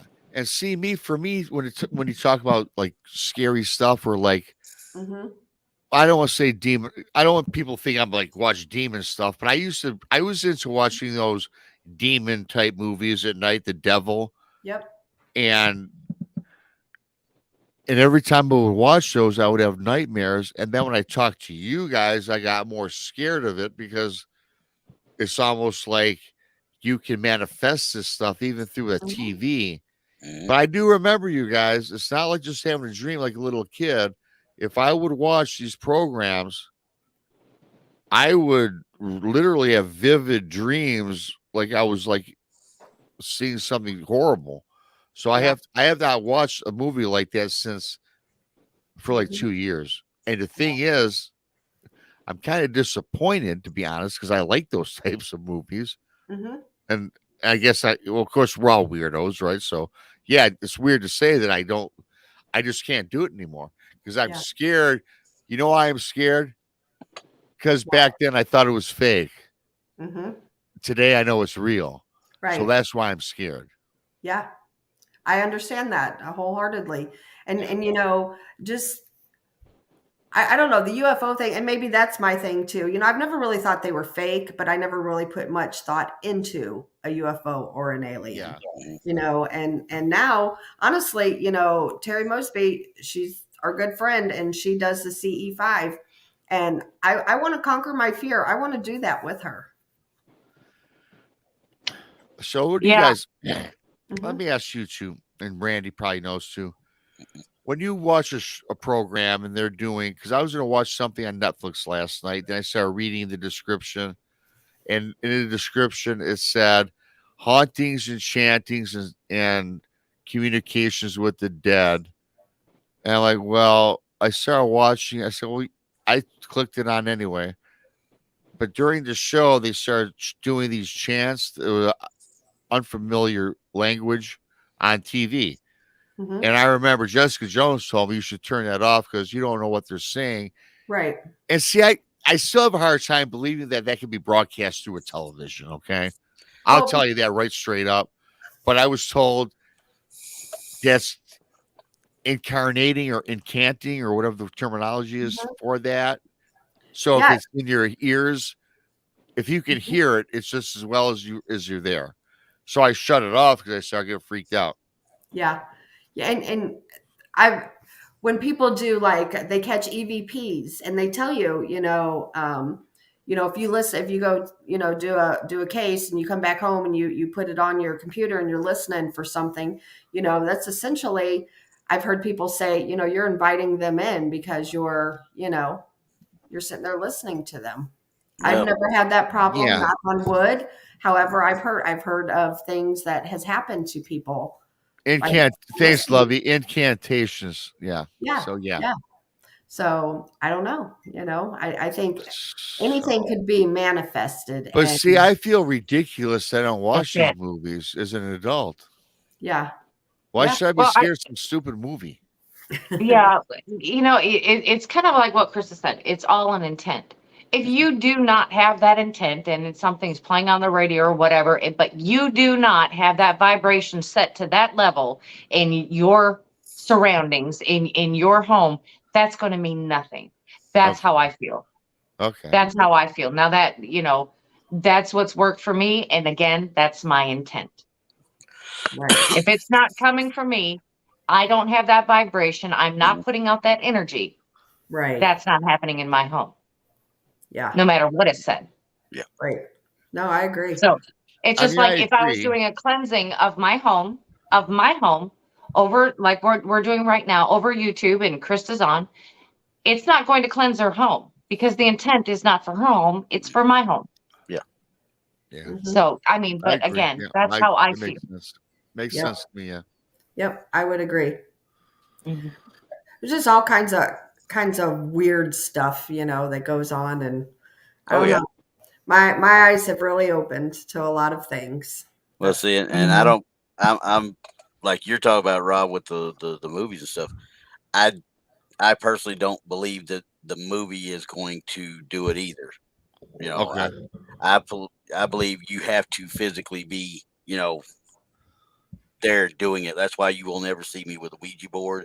You will never see me with any kind of spirit board at all. Or when they try to do their little seances and stuff, people do Right. that stuff. I'm like, are you freaking high because you don't know what you're calling in? Yeah. You're opening a door that you don't know what's about to walk through. yeah, Why you make that attempt? So yeah, Randy, it's you don't kind of gotta like close. no. Yeah, I agree with you too, Randy. I mean, I'll be a little more open to the movies, I guess. But it's kind of like these yahoos. They'll take these vocalizations, they'll Mhm. record them off of YouTube or wherever they get them from, Yeah. and they'll go out in the woods and they'll blast them on a Mhm. speaker Hmm. with this mumbo jumbo non-English speak. Yeah. You don't know what you're broadcasting into the right, woods, Yeah. right, Yeah. yeah, Even right? even Ron Moorhead said the same thing. He's like, I wish people wouldn't yeah, use his speak stuff that he got. He's like, I wish they wouldn't use it to blast calls and stuff Yeah, because we don't know what they're saying when he picked it up. right. Here's the thing, you could be, challenging them to something, or who knows, you could be Calling sexually a female, who knows? I propositioning them. mean, Neither's a good scenario. Yeah, So right. exactly. Hey, yeah, let's have an 8 foot tall beast come at you with a little bit of intent and see what happens. right. Yeah, I would not do that myself. No, no, I I just let think let them come up. that's kind of common sense on that one. And Yeah. Or me, God, me But and there Tex are kind of people see the who same way do though. that. We go What do into you? the woods. We wait Yeah, for them to come to us. We just sit up and do like we normally do, and we right. wait. Hopefully, get interested enough to come see us. Yeah, that's how Brandy and I did it with the people that we go with. That's how we did it. We just let them come to us. We weren't doing Mhm. no tree knocking, no hollering, no Yeah, nothing. and it's the same thing with Yeah, ghost no. hunting and stuff. You know Yeah, that. You just sit there. You wait and hope. How many hours of nothing have you caught versus what evidence you have caught? right. So Absolutely. Yeah. I'm telling you, I've sat in many a dark room and nothing's happened. exactly, and you sit Oh there yeah, almost yeah. fall I've asleep on had yourself. Yeah. yeah. Yep. And then it could be broad daylight, noon, and it's crazy activity. Yeah. You just Oh never yeah. know. Hmm. Just never can tell. I mean, we had another one like we were talking about with the Civil War. There's a place called Oatlands Plantations outside of D.C. going toward Manassas, and Hmm. we did an investigation there, and it's all set up kind of like a nice little historical area / museum type stuff. And there was a lot of reports of activity on that. We literally caught nothing over a whole night, 2 nights that we did there. We caught Hmm. nothing. They said, Yeah. "Well, what about these orbs? That's dust." So you could tell when you catch it, it's Yeah. dust. I mean, Yes. so Speaking of that, I think I got pictures of what we believe dust and true orbs are. So oh, you got compare and contrast tests? I do. Yep. Cool. I do. So this here, I'm going to put this picture up. I believe this is a true orb. Number one, it's solid, and it has a tail. A lot of the true orbs have a tail. How much is that zoomed in though? It's zoomed in. Yeah, Pretty good. that's what I'm saying. How much is it zoomed in? Because what's the whole? What I'm trying to gather is like the entire picture. How big is the orb? That you caught there. Yeah, I don't have the whole picture. Oh, I okay, don't okay. have the whole picture. So This that's your here, curtain? Was that a that curtain? right there, I believe is dust. See, and now I'm a little bit differing on you a little bit, and I'm not an orb guy at all. Mm-hmm. But if you look up in that one in the upper left or the upper corner of the, Mm-hmm. it's got its own little luminescence there, Yeah, I and see same that. thing, and your same thing with your uh, transparency on the one below it, down on the sill Yeah. itself. Yep. I would say that those are more likely more of an orb than a dust too, because a dust is going to leave a tail, is what I'm saying. Because if you capture a picture of a dust, it's moving. Okay. Yeah. So if you capture the picture with IR, it's going to have a tail. Yeah. But see, Mhm. here I have this. This is pictures of dust in motion. Oh yeah, that's definitely dust. There's no doubt about Yep. that. That is dust in motion. And then I also have this. These are bugs Hmm. in motion. I'm helping a So, lady right now down in Houston. She's catching a lot of stuff that she was getting scratched at one point. So wow. me and her were going back and forth with stuff where she would pick up. I got her on some kangaroos, cameras and stuff to set up so she could start Yeah. tape. And you see the lower 1, 2, 3 from the right, one up. You see that it looks like almost like what we call a skeeter hawk down here. Mm-hmm. There's a lot of them out this year for whatever reason, Yeah. and she sent me a picture. Do you know what this bug is? And I said, yeah, it looks like a skeeter hawk. But the way it was caught by the camera, it literally looked like an angel. Yeah. It did. God, mean, yeah, and you're like, but there's no doubt it's a skeeter hawk because of where she caught it, how she Yeah. caught it, and everything. I said, what happened? That instant of that Mhm. frame caught right Okay. as the tail made the thing, and it looked like an angel. Yeah. Well, we've had pictures, back on the bugs here. You see some of these, and we've had pictures sent to us, and people are saying that they're fairies. And I don't, I do I believe don't in see where they could fairies. see that. I believe they're out there. However, a lot of the pictures that have been sent to us as fairies, I personally believe that they are bugs in motion. Yeah, Yeah, I do believe. and you're talking about when you get it on film, Krista. Yeah. Okay, about 3 years ago, and again, this is when I certainly did not believe in fairies or anything like this. Mm-hmm. I believed in Bigfoot because it was 3 years ago, so I knew that existed. I'm in my buddy's backyard who don't live too far from me, and we live not too far from a place that's called Dead Man's Creek. Yeah. Then it's turned into Dead Man's Bridge. Long story. It's another haunted story that I don't want to get into that right now, but we're sitting in his backyard. And now where I live, we have an overabundance of fireflies, and we all know what those are. We would Mhm. catch them. In Oh, fact, we have so many that if it's a breezy night, if you light a candle, you don't want to put on a flashlight because it attracts the bugs. So, and candles would blow out. So we would capture all these fireflies and put them in jars, and would light up the table we're sitting at. Then we punch holes so you Yeah. could breathe. Then we let them go. So one night there was like this. It was one of the pictures you showed on that slide. There Mhm. was the size of a firefly flying around, but you know what, you guys, they were glowing in a fluorescent, like very light pink and white or yellow, and they didn't look. They looked like a firefly, but they had that pinkish and white color about them. And I go to my buddy Brian. I go, "What the hell is that?" He goes, "I don't know. That's kind of weird." So we're trying to capture them, and Mhm. they were boom, boom, boom. Firefly, you go like this Yeah, and capture. They're slow, Mhm. but these things darted, and we couldn't catch them. And we were like thinking to ourselves, "What is that?" I mean, they're like crazy, Mhm. and they went away. So the next night, and I think we went to this field by the Dead Man's Bridge, but we went to the actual area, checking stuff out. And I think I told you this story. It was right the sun was getting ready to set, and we're looking into this meadow right in back of the tree line, and we see this stick pop up. But no big deal. The stick popped up, big deal. And it's, oh, well, whatever. And it was probably 18 inches high. So we're looking at this. It was kind of unusual. It was like 30 feet in front of us. So we continue bullshitting, doing whatever we're doing. We're getting ready to pack it in and go home. But the stick now got up taller and it had legs and started walking and it looked like an arm swinging back and forth. And we started running after it. And it sped up and it went right down into the creek. And it went into the creek. And when it hit the water, it turned back into a regular stick and floated right down the stream. Oh, wow. So I told that story to whoever was on the show, and they said it was like an elemental or something like that, Mhm. which are like beings of the forest. Right. You know, like a fairy's an elemental, forest creatures are elementals. So it's because I believe today that trees are life. They are life, but I think that they have an access to portals. I think that they camouflage for Sasquatch a lot of times. And this little stick figure, I'm thinking was an elemental. So it was very interesting. It was very, Yeah. it wasn't creepy, but to see a stick start walking and my buddy saw, he's like, what the hell was that? I'm like, Bless you.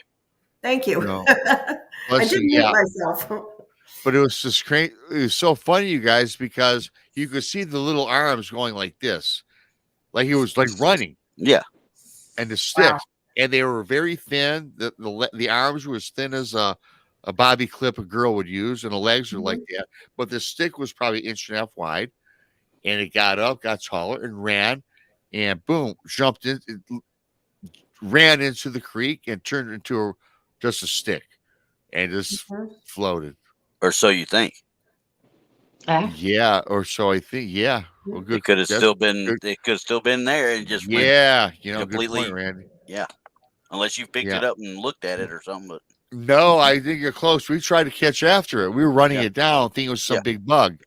I was thinking it was like I think it was like a praying mantis that was just deformed or something. But it was pretty big, though. But like I said, if it went into a creek, though, you didn't get it out of that creek either. So. No, it just it no, floated away. not. So you couldn't verify one way or the other. Then no, not at all. No. Wow. So I got a question. Have you ever seen a stick bug? Oh yeah, walking stick. Was it like that, but just bigger? It was like that, but bigger. It was like I say, Brandy, it was probably when this thing pops up, it goes like this, boom. Just a stick, but it's kind of was weird. It just popped out of the ground, and it was a stick. And it was, like I say, over a foot tall, close to 16 inches, if I'm guessing. Wow. But it was round, about an inch in circumference. But I thought nothing of it. That's not a stick bug. There's so many. No, well, I know what a stick bug is. Yeah. But then it got up taller, and there was little spindly legs and arms, and it started running. So me and my friends seen this. We seen it, and we start chasing after it. But all of a sudden, it gets right to the river, the edge of the creek. It goes down the hill into the water, hits the water, and we see this with our eyes. We see it walk in there, hits the water, and then all of a sudden, it reverted back just like a stick that any of us would see, and just floated down the stream. Yeah, I was trying to get a visual on what you were saying, and I'm like, well, a stick bug is the only thing that I can think of that would, you know. But we all know about the green stick bug or the light tan stick bug. Yeah, where it looks like a little stick. Yeah, but this thing was not. It was bigger than that. It looked like like 10 times the size. Yeah, that's it. Like I said, I was trying to get a visual on what you were telling me, and that was the only thing that I could come up with that it would kind of look like that, but the size difference. So I take the stick bug and then make it a lot larger, and I would say it was an elemental. Yeah, that's why I think so too. Yeah, and it's seen you all coming, and I mean, we ran after it because we're like, oh my god, we want to catch it. Yeah. And we weren't scared. We just, oh my god, that's funny. Yeah. running after it, but man, it was so fast. I mean, You it wasn't gonna like catch it. it booked, and Yeah. right into Yeah. the creek. Lily Pond said she's heard other people say they saw those stick beings. Mm-hmm. Oh yeah, I mean, Yeah. so I don't know, that's interesting. I mean, yeah, and I that's mean, right by my house. elementals, there's no telling what they're going to show up looking like. mhm. Mm-mm. There is no set things Nope. like what Well, an elemental is going well, to like, show up and as. and the thing is that we were always attracted to this place because as kids, me and my buddy Brian would always go to this place and skip school, smoke cigarettes, drink beer, Mhm. stuff like that. And we were also infatuated. It was Dead Man's Creek, then Dead Man's Bridge. Because when we were we were in high school at the time, but in like the 1960s, prior to he and I being born, there was a story of, and this is a winding curve. It goes right. It's not far from my house. You can walk to it from my house. There's a winding curve that leads to the creek, and these teenagers were driving in a Mustang, like 60 miles an hour.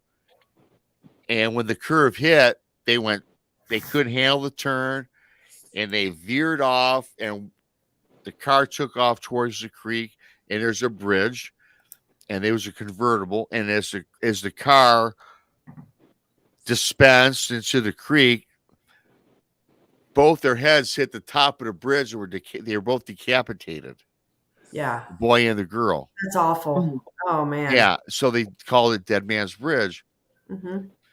So rumor has it that you can see the ghosts of not the boy but the girl floating around with headless girl floating in this ambient color like yellows and light blues and whites floats around this creek. So me and my friend always would go back Yeah. and try to find the ghost.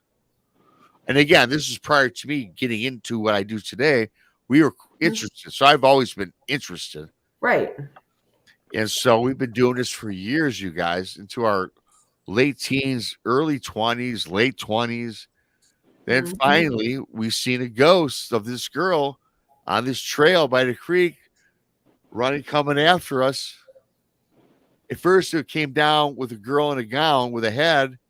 It looked like a pretty person that we could tell. So we thought that somebody had a video camera. You know how they can take their projections and they can make like they can project things in the air from projector. Yeah. So we thought it was that, and we're watching this, but we're looking around, we're standing there laughing, and then it keeps floating down at us, and this is like 50 yards, 40 yards, 30 yards, and then this figure, the head kind of dissipates, it gets high off the ground, now it's soaring at us. We both thought we heard something, which could have been of our imagination. But we just turned around and just started. We were scared. I was literally scared. We turned around, started running. I ran to my house. It took me like less than 5 minutes to get home. And we both get home. And I remember the next morning calling him. And I said, man, draw a picture of what you saw. Don't tell me what you saw verbally. I'm drawing a picture of what I think I saw. And he did too. So we met up later on in the afternoon. Our pictures were almost identical. And then I said, hey, man, did you hear like crazy, like shrilly, girly sounds, like screaming? He goes, yeah, man, I did too. But I thought that I thought it was my imagination, but he heard the same stuff. So, yeah, I think even back then we saw that because that was a legend that people in my neighborhood always seemed to see. And I said, me and my friend looked for it for like 15 years before we finally gave up and said, that's BS. And of course, when we no longer believe or looking for it is when it popped up. Yeah, that's crazy. Wow. Oh, man. And I can't tell you that's what it was, you guys, but that's what I saw. You know what I mean? Wow. Right. You actually have seen and dealt with a lot Mm. around the Yeah. weirdness. You really Yeah, have, Rob. I never, yeah, I guess so, but I never thought much of it, you Yeah. guys. To Yeah. me, I figured that's part of adolescence. I figured everyone sees this stuff. I didn't start telling these stories till I joined this and started being a podcaster, Yeah. Right. or till after I saw Bigfoot, to be honest with you, back in Right. 2018. Right. Randy, Wow. Yeah. have you ever seen an elemental?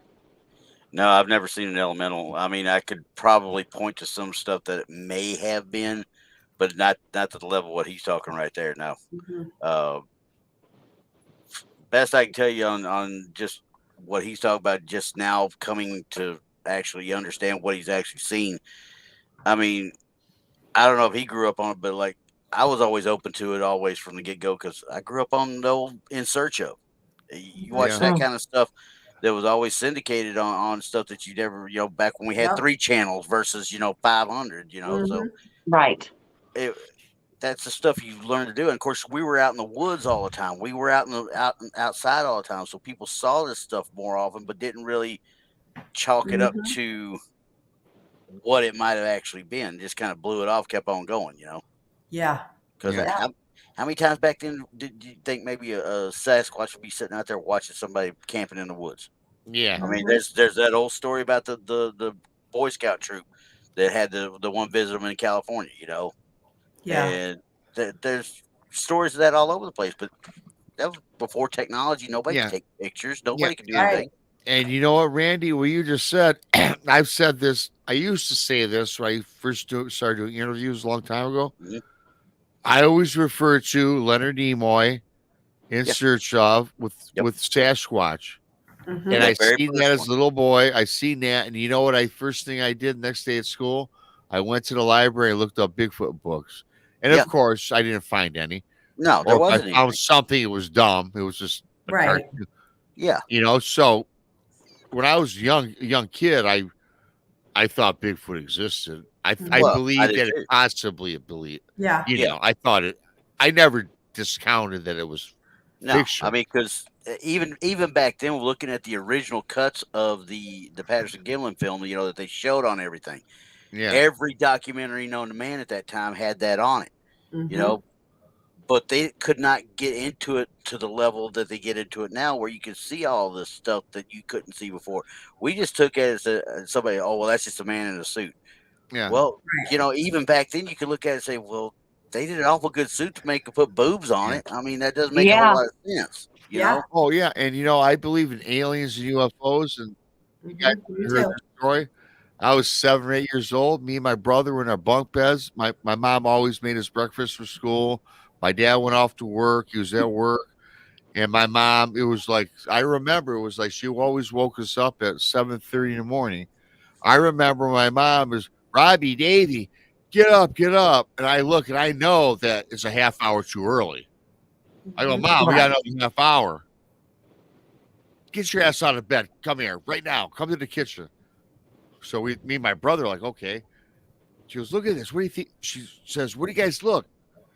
You guys in the backyard, there was a UFO. It was like 90 feet hovering in our backyard. Hmm.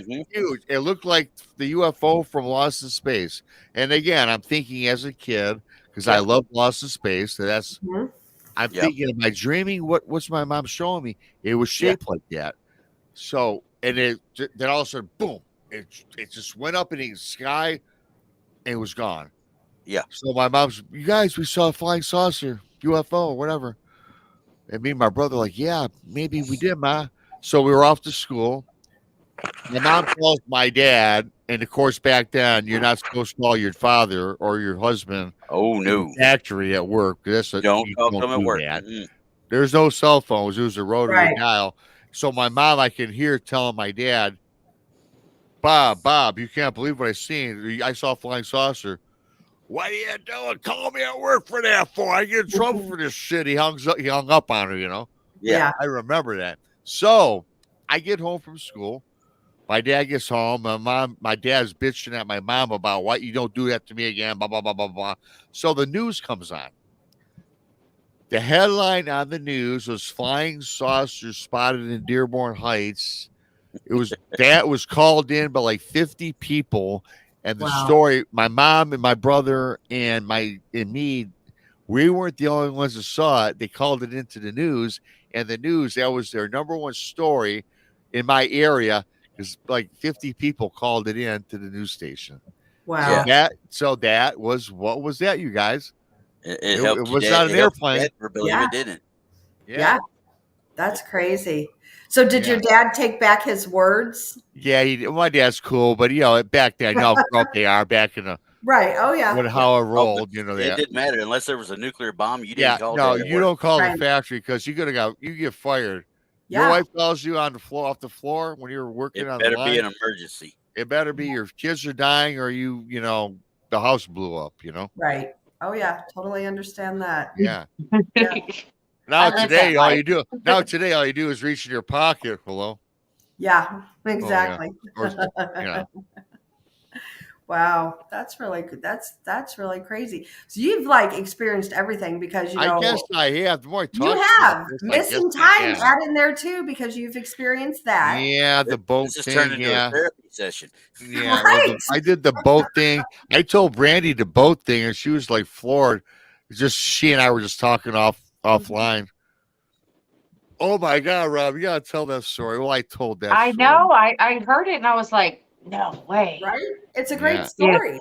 Yeah, Yeah. so So when he was crazy. retelling it, I didn't even have to jump in chat because I'd already asked all my questions. Yeah, It was fun because I got the one-on-one storytelling experience, and he told me of the encounter and what happened and the experience, and I was like, yeah.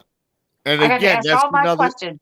And again, Brandy, Krista, Randy, everyone listening, I thought nothing of that either. It's just a big deal. I lost 10 hours on a 3-hour trip. If you want to sum it up,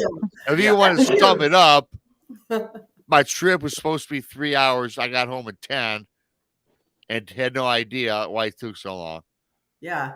We saw the sun rising. We left at midnight and we got home at 3 o'clock the next day when we left at midnight on a 3-hour trip. Wow. Yeah. Well, yeah. And Okay. you I'll just don't tell you think the whole anything story. about Randy, that. I'll tell you that whole story. So we need to check Cartman for an anal probe, right? Well, yeah, supposedly.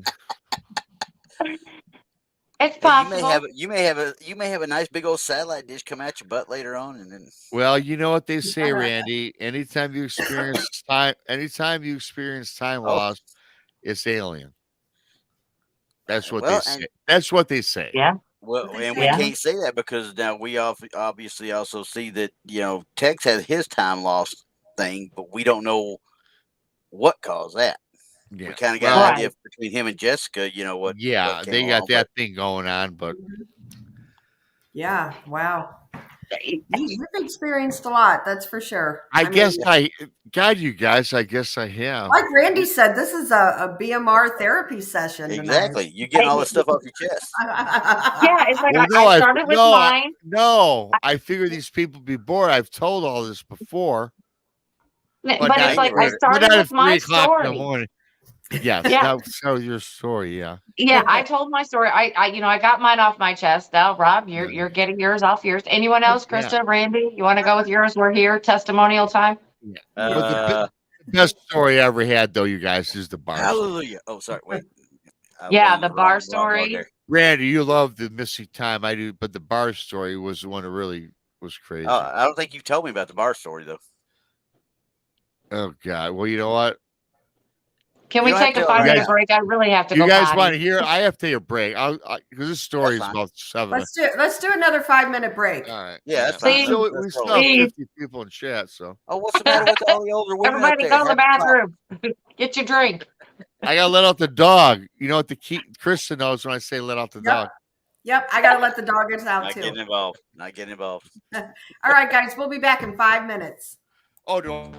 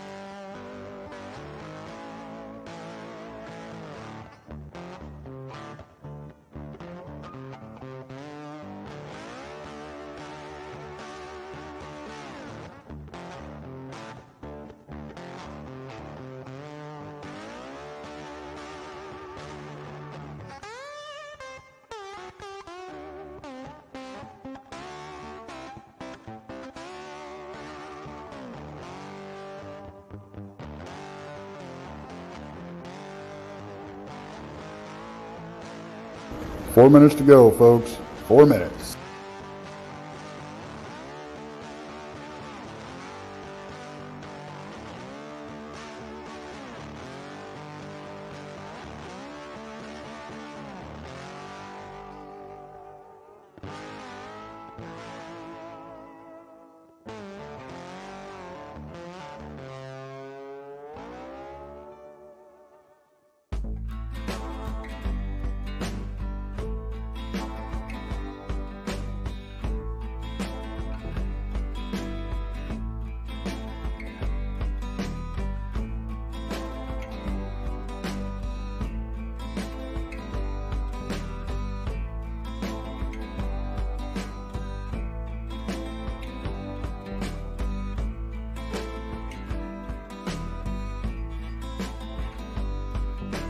Three minutes. We're almost there.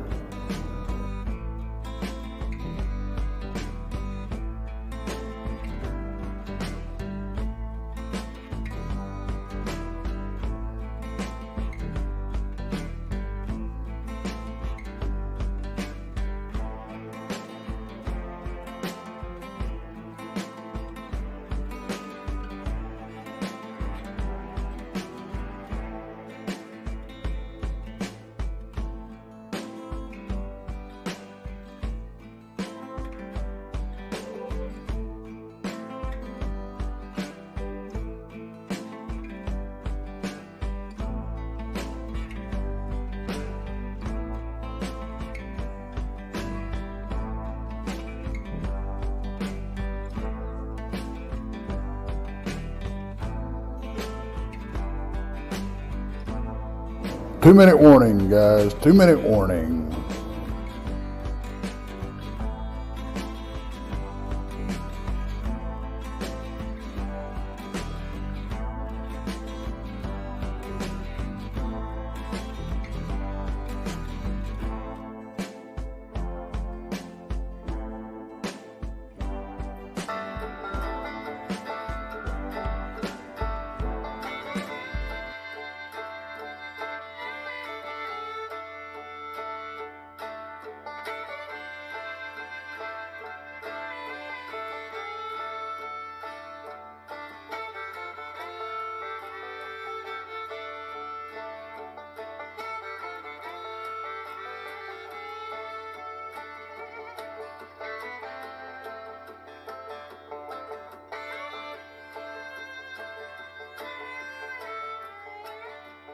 One minute. 1 minute.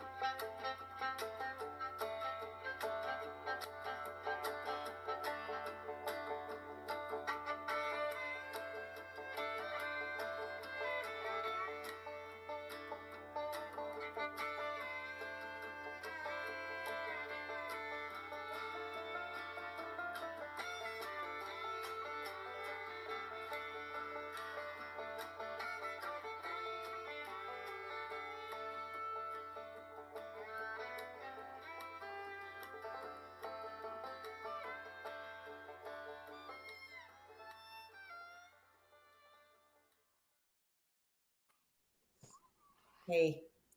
Hey, we all made it back in time.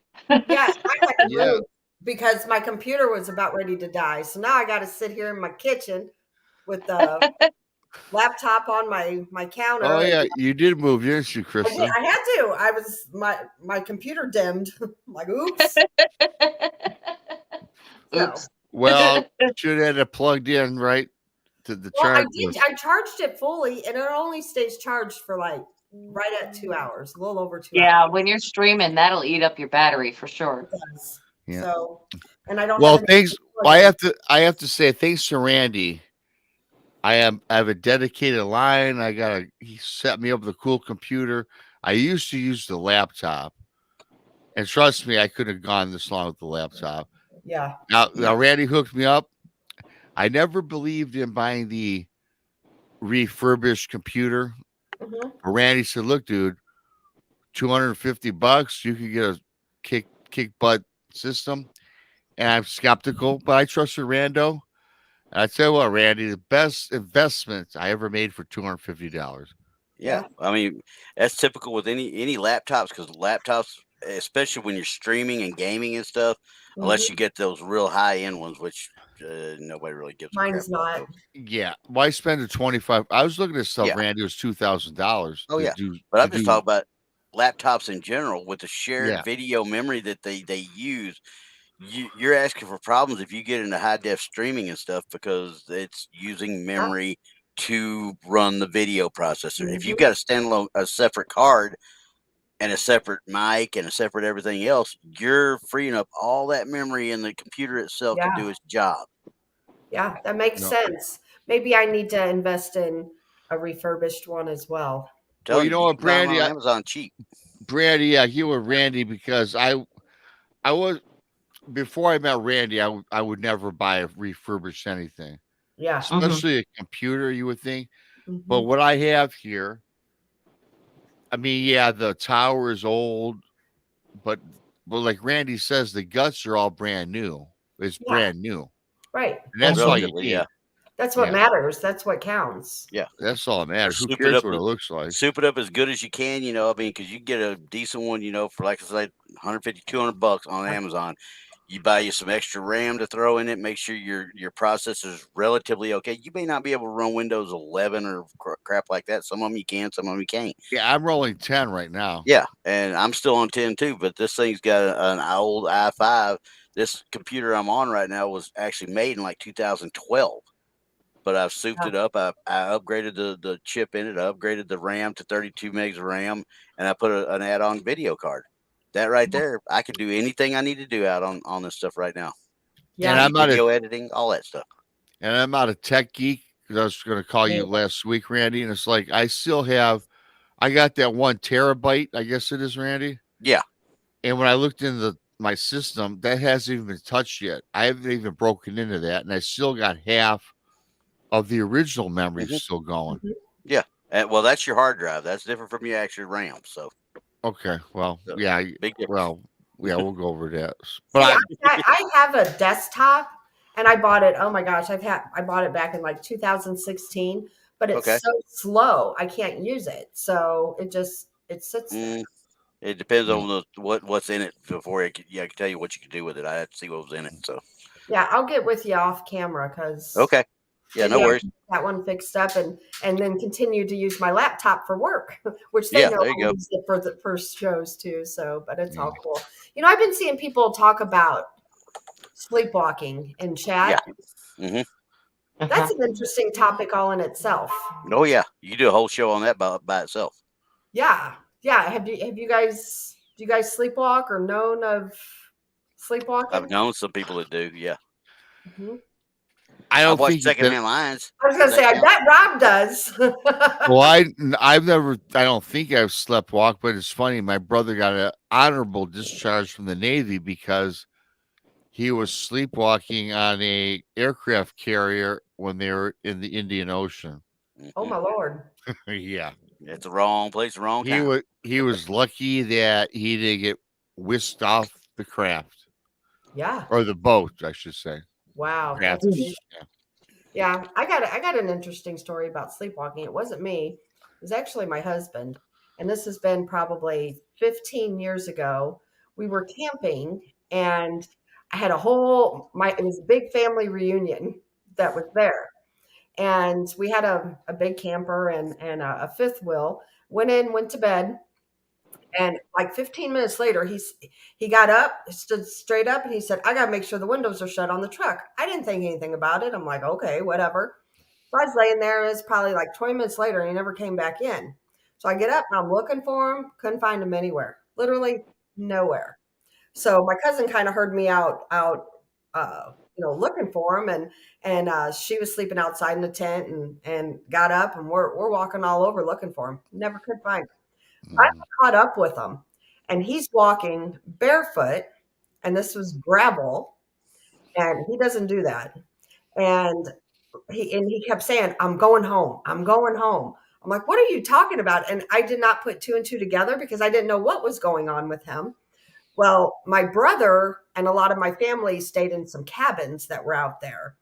So I run over and I got my brother, and he happened to be, he's a police officer. And he was talking to the park police there. They were all there. And they ended up coming over there, and my brother's like Ray, wake up, he's like, he's sleepwalking. I was like, he's not sleepwalking, he's talking, and he's saying gibberish. And my brother kept telling him, stop, Ray, stop, because he was like plowing through people, like not him. Mhm. And my brother ended up, I don't know, he ended up getting him on the ground, and the other cop got on him, and they ended up getting him back in my camper. And then all at once, he just like snapped, and he was back into it. And he's like, what is going on? He had Yeah. no idea, no recollection, nothing of whatever happened. So his mom was there, and dad were there too, but they weren't there at that instance. They were in their own camper sleeping, and I didn't bother them. But she said that when he was a young boy, 6 or 7 years old, he did the exact same thing. He hasn't done it since, knock on wood, that I know of. But that was scary. I got to tell you, that was pretty scary. Yeah, something had to happen that kind of triggered him to do it then. Yeah, he just said he was getting up to shut the windows in the truck. I thought he was awake. Maybe he probably wasn't. Now, I haven't sleptwalked, but I've had conversations with people in my sleep that I didn't know I had. Yeah. So, other than that, Yeah, I have. I'm not going to get to the sleepwalking people that I've seen sleepwalk because Yeah. it's not appropriate for me to say what they did. Mm-hmm. Gotcha. Yeah, well, I can tell. I guess I can say it was my cousin Gary spending the night, and we were scared of Gary, little Gary, we called him. And he was kind of a psycho, but what I will say is this: he was sleepwalking.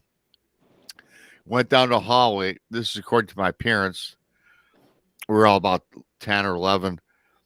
And he was sleepwalking, and he walked in their bedroom when my mom and dad were sleeping, and he started to urinate on their bed. And my dad is, sitting there, and all of a sudden his feet are getting soggy from something. And it was my cousin, little Gary. He's totally asleep. Didn't know what he was doing. My dad goes, what the, little Gary? And then he snapped, oh, I'm sorry, Uncle Bob. My dad first was mad, but then he realized that he was he wasn't awake, right? Yeah. No. Mm-hmm. So my Aunt Kathy told my mom and dad, which my mom said, you should have told me about that earlier, Kathy. That Right. your son does this. Right. So we would at least been prepared. Because it kind of freaked him out, as it would freak anybody out. Right. Yeah. It's scary when because Ray wasn't Ray. That was not him. He was like mean, and it just wasn't him. And he can't remember any of it. And I have no idea. I can't explain it. They say you're not supposed to wake up a person sleepwalking. Yeah, I heard that too. No. Yeah. Supposed to. And this whole ordeal lasted about 45 minutes. So it lasted quite a while, Mm. So they probably had a problem restraining him, didn't they? What's that? They had a problem restraining him, didn't they? Yeah. Even my brother said he had like ungodly strength, and he's not a small guy. Ray is not a small guy. He's right at 6 feet, and he's not a little guy, but Sorry about jumping on you there, Brandy. But he had that's okay. Yeah. I've seen the YouTube videos and of this one woman who does it all the time. She does it all the time, and actually, they're quite funny. Her husband doesn't wake her up. I mean, she's running around the house. She'll get dressed. She'll just start talking to things and acting like she's somewhere else and making funny sounds, and he just laughs at her. And make sure she doesn't hurt herself. So that's all he does. Make sure she don't get out of the house. Yep. Yeah. And they put cameras up in the house, and they put them right. They put them right on YouTube. I was like, I think I'd have to kill my husband. The thing was, though, I mean, it really could have turned dangerous for him, Yeah. because I mean, his feet were all tore up after it. It was they were bloody. It was a bad deal. And I think for sleepwalkers, like children or something, you really have to watch your Yeah. doors, and that's scary stuff. Yeah, like Susie B asked a good question. Is I think I made mention I was supposed to. She says, "Why is it not good to wake up a sleepwalker?" From what I've heard, and I'm not a professional. If you wake somebody up from sleepwalking, they're just much like us. They don't know what's going on. They get confused and Yeah. they get very scared and start fighting or become Hmm. outlandish with their Yeah. behavior. Fight or So flight mode. so you kind of want to treat them with kid gloves, I guess. Let them do with their business and follow them around and maybe hopefully guide them back to the bedroom or something. But Yeah. because they don't know, they're walking out, they have no idea what they're doing. Yeah. Yeah. Like my He's brother just walking really out a ready. ship. My Yeah. brother's walking out a ship in the middle of the Indian Ocean. Right. Didn't even know. Yeah. Mhm. That could have turned bad. That could have turned really bad. He could have been not with us today. Yeah. Yeah. Wow. It's just it's scary stuff, Yeah. And I wonder, is that, maybe on a paranormal level, or I don't know. And then you hear about sleep paralysis, and Hmm. you guys know my experiences with thinking I had that, but we're not going to get into that, of course. It's just, yeah, strange. Yeah, I guess I have experienced quite a bit. You have. You Just have. This has everything. gone from a Yeah. therapy session to an intervention. Yeah. Well, if you guys want, we've been on for 2 hours and 22 minutes. We still have and thank you to everybody in chat. We still have 43 people total. I Yeah. don't know where you guys are at. You're scattered all over Blondes, Tex, and BMR. Thanks, everybody. Mhm. We all four of us appreciate Yep. each and every Absolutely. single one of you. Thanks, CJ, Crystal J, for the earlier super chat. Yes. Thank Love you. you. So Thank you. before Thank we you. lose too many people, I guess you want to hear. Well, Randy didn't hear it, and probably at 3 a.m. a lot of people did not hear my coolest ghost encounter. You guys want to hear that? Yep. Yes. Okay. It'd be Randy the didn't hear last it. story of the night. Yeah. So Hurry up before I fall asleep. you won't be sleeping. You won't be sleeping with this one, Rando. I tell you. So as some people know, I owned a bar for 13 years, and throughout the years of owning it, I worked 10 in the morning till pretty much 3 in the morning every day but Sunday, because my NFL on Sunday, I didn't go to work. Mhm. So throughout the years, people said, told me, my employees or whatever said that, yeah, weird stuff kind of happened here and there. Breaking of dishes, tabletops that they cleaned off. All of a sudden, there'd be a beer bottle. Just little things that I blew off again, you guys, as I blow off everything.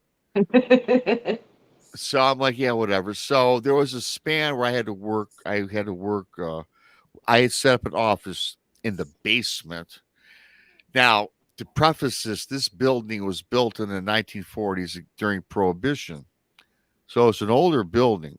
And the bar was cool up top, but there was a long, creaky stairway that went into the basement, which I stored some stuff, but I set up an office to do all the book work, and I set up a place to go to sleep.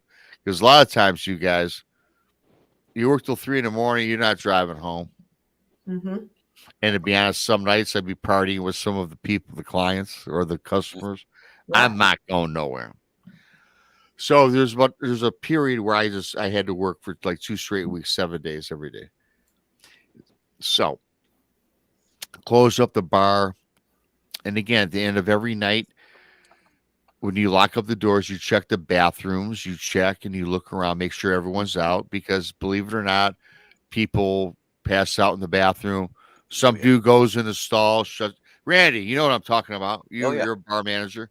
Yep. and they pass out and they're gone. So you always have to check all these things, men, women's. You look, you check it out. So everything's cool. I sent everybody home. I lock up all the doors. We had a front door, a back door. So I go in the basement, do paperwork. So I'm going through my things like 3:30 in the morning. And again, I'm down there working and I thought I heard like creaking upstairs, but then which is not a big deal. It's an older building. But then I thought I heard people talking. So I'm like this. I'm like put my hand to my ear. I'm trying to listen. I'm like, well, no, there's no one here. So I kind of blew it off. And then, but these voices upstairs in the bar area were still, I could hear some chatter. Can't make out the conversation.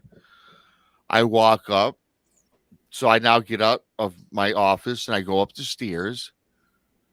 And when I get to the top of the stairs, from the top of the bottom where the office is, you can look out. I had a square bar right in front of the office, and to the left, there's another long one. So as I'm coming up the stairs, I can hear these voices. And when I get right to the top of the stairs, the voices stop. So I circle the bar. I look around. I'm like, Rob, you're working all these hours. You're hearing things. Go back downstairs. So now, after about 10 minutes, I hear the voices start again. So now I'm kind of like, well, come on. I'm thinking to myself, I'm overtired, right? That's all I'm thinking. Yeah. Mhm. So, but I still have to think, I'm going to check this out. So I go upstairs. The voices are still continuing in a a mimic speech. Mhm.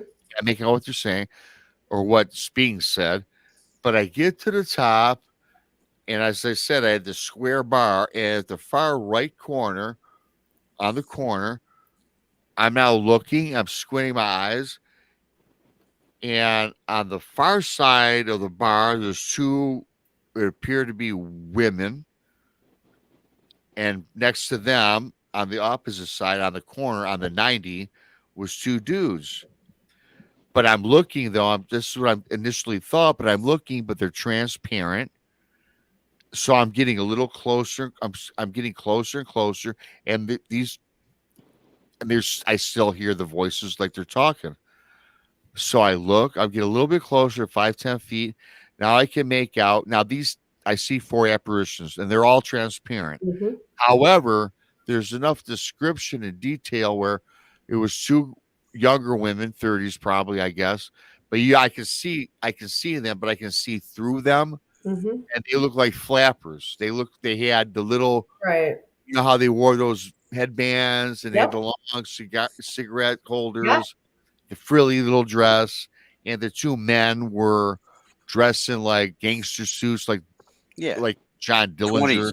20s Yeah. era. So Yeah. they look like that time era. Now keep in mind this bar was there during that time period. Yeah. Oh, yeah. Right. Put that into perspective, which I found out later because I did research after, of course. So I'm looking and these four apparitions are going at it talking. And they're ignoring me, not even looking at me. And I get a little bit closer. Now I move towards the left far end of the bar opposite them. Now I'm at the bar rail where the two dudes are and the women on the opposite side. And I'm looking. And I'm not scared. I feel at ease. I feel calm because it was a very calming atmosphere. But they're not acknowledging me. And I get kind of like irritated that they're not even looking at me. So I take my fist and I pound it. I pound my fist at the end of the bar where they would hear it. And then all of a sudden the chatter stopped. The voices of communication stopped. And now I get their attention because all four turn their heads and look at me. Wow.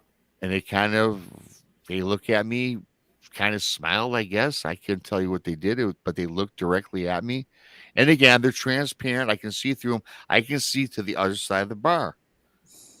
So they gave me my hey, we see you.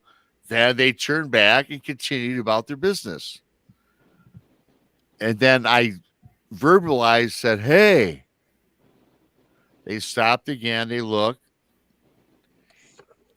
Now, I have to preface this by saying the bar was totally cleaned off cleaned off when I checked because I double checked, triple checked.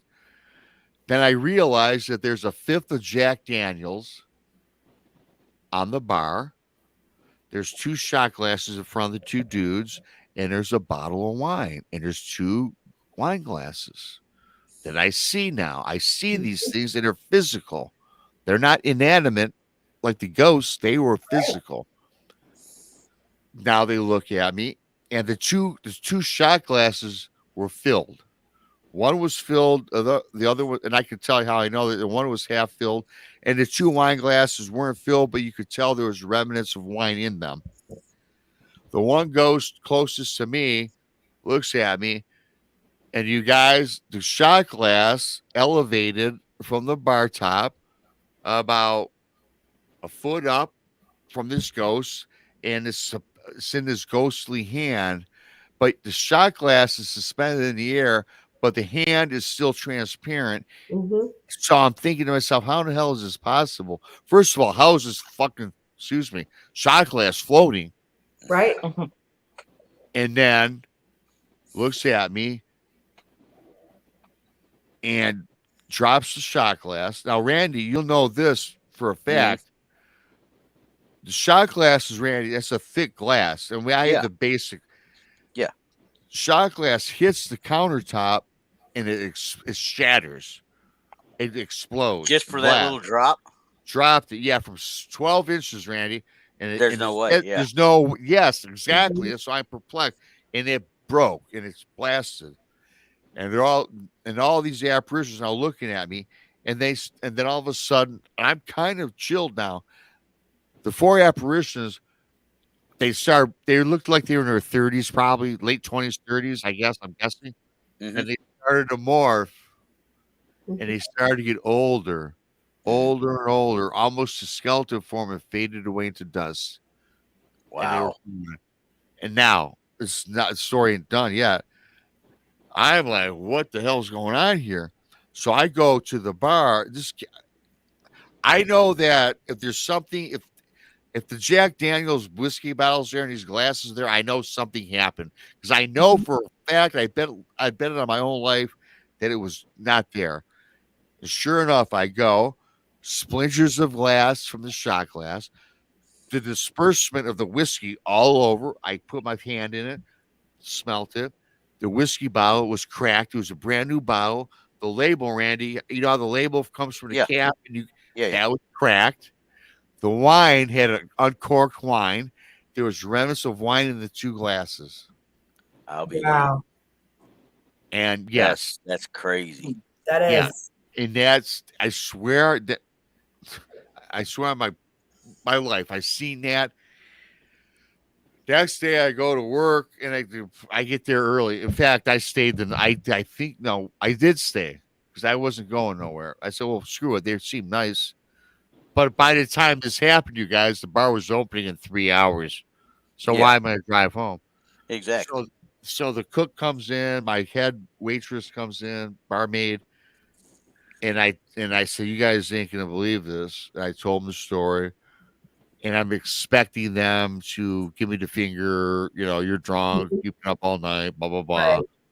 And then they began to say, see, we've been telling you, because these guys worked for me for 10 of my 13 years. They were with me for 10 years. Rob, we always told you creepy shit happens, but you never believed me, us. Yeah. But not as creepy as this. I can, falling dishes, I could probably explain away. Yeah. Yeah. So then they went on to tell me that every night, all the time, they would always swear to me that they would always clean up. And you guys, I had great employees. They were fantastic. they'd always say they cleaned up all the beer bottles, they would clean up the ashtrays, they would clean up glasses, put it away. But every time they went into the office to do the book work, every time it was time to go, there would be 2 beer bottles left on a table, a shot glass left here, and they know that they put it away. They said that happens every month, once or twice a month. Wow.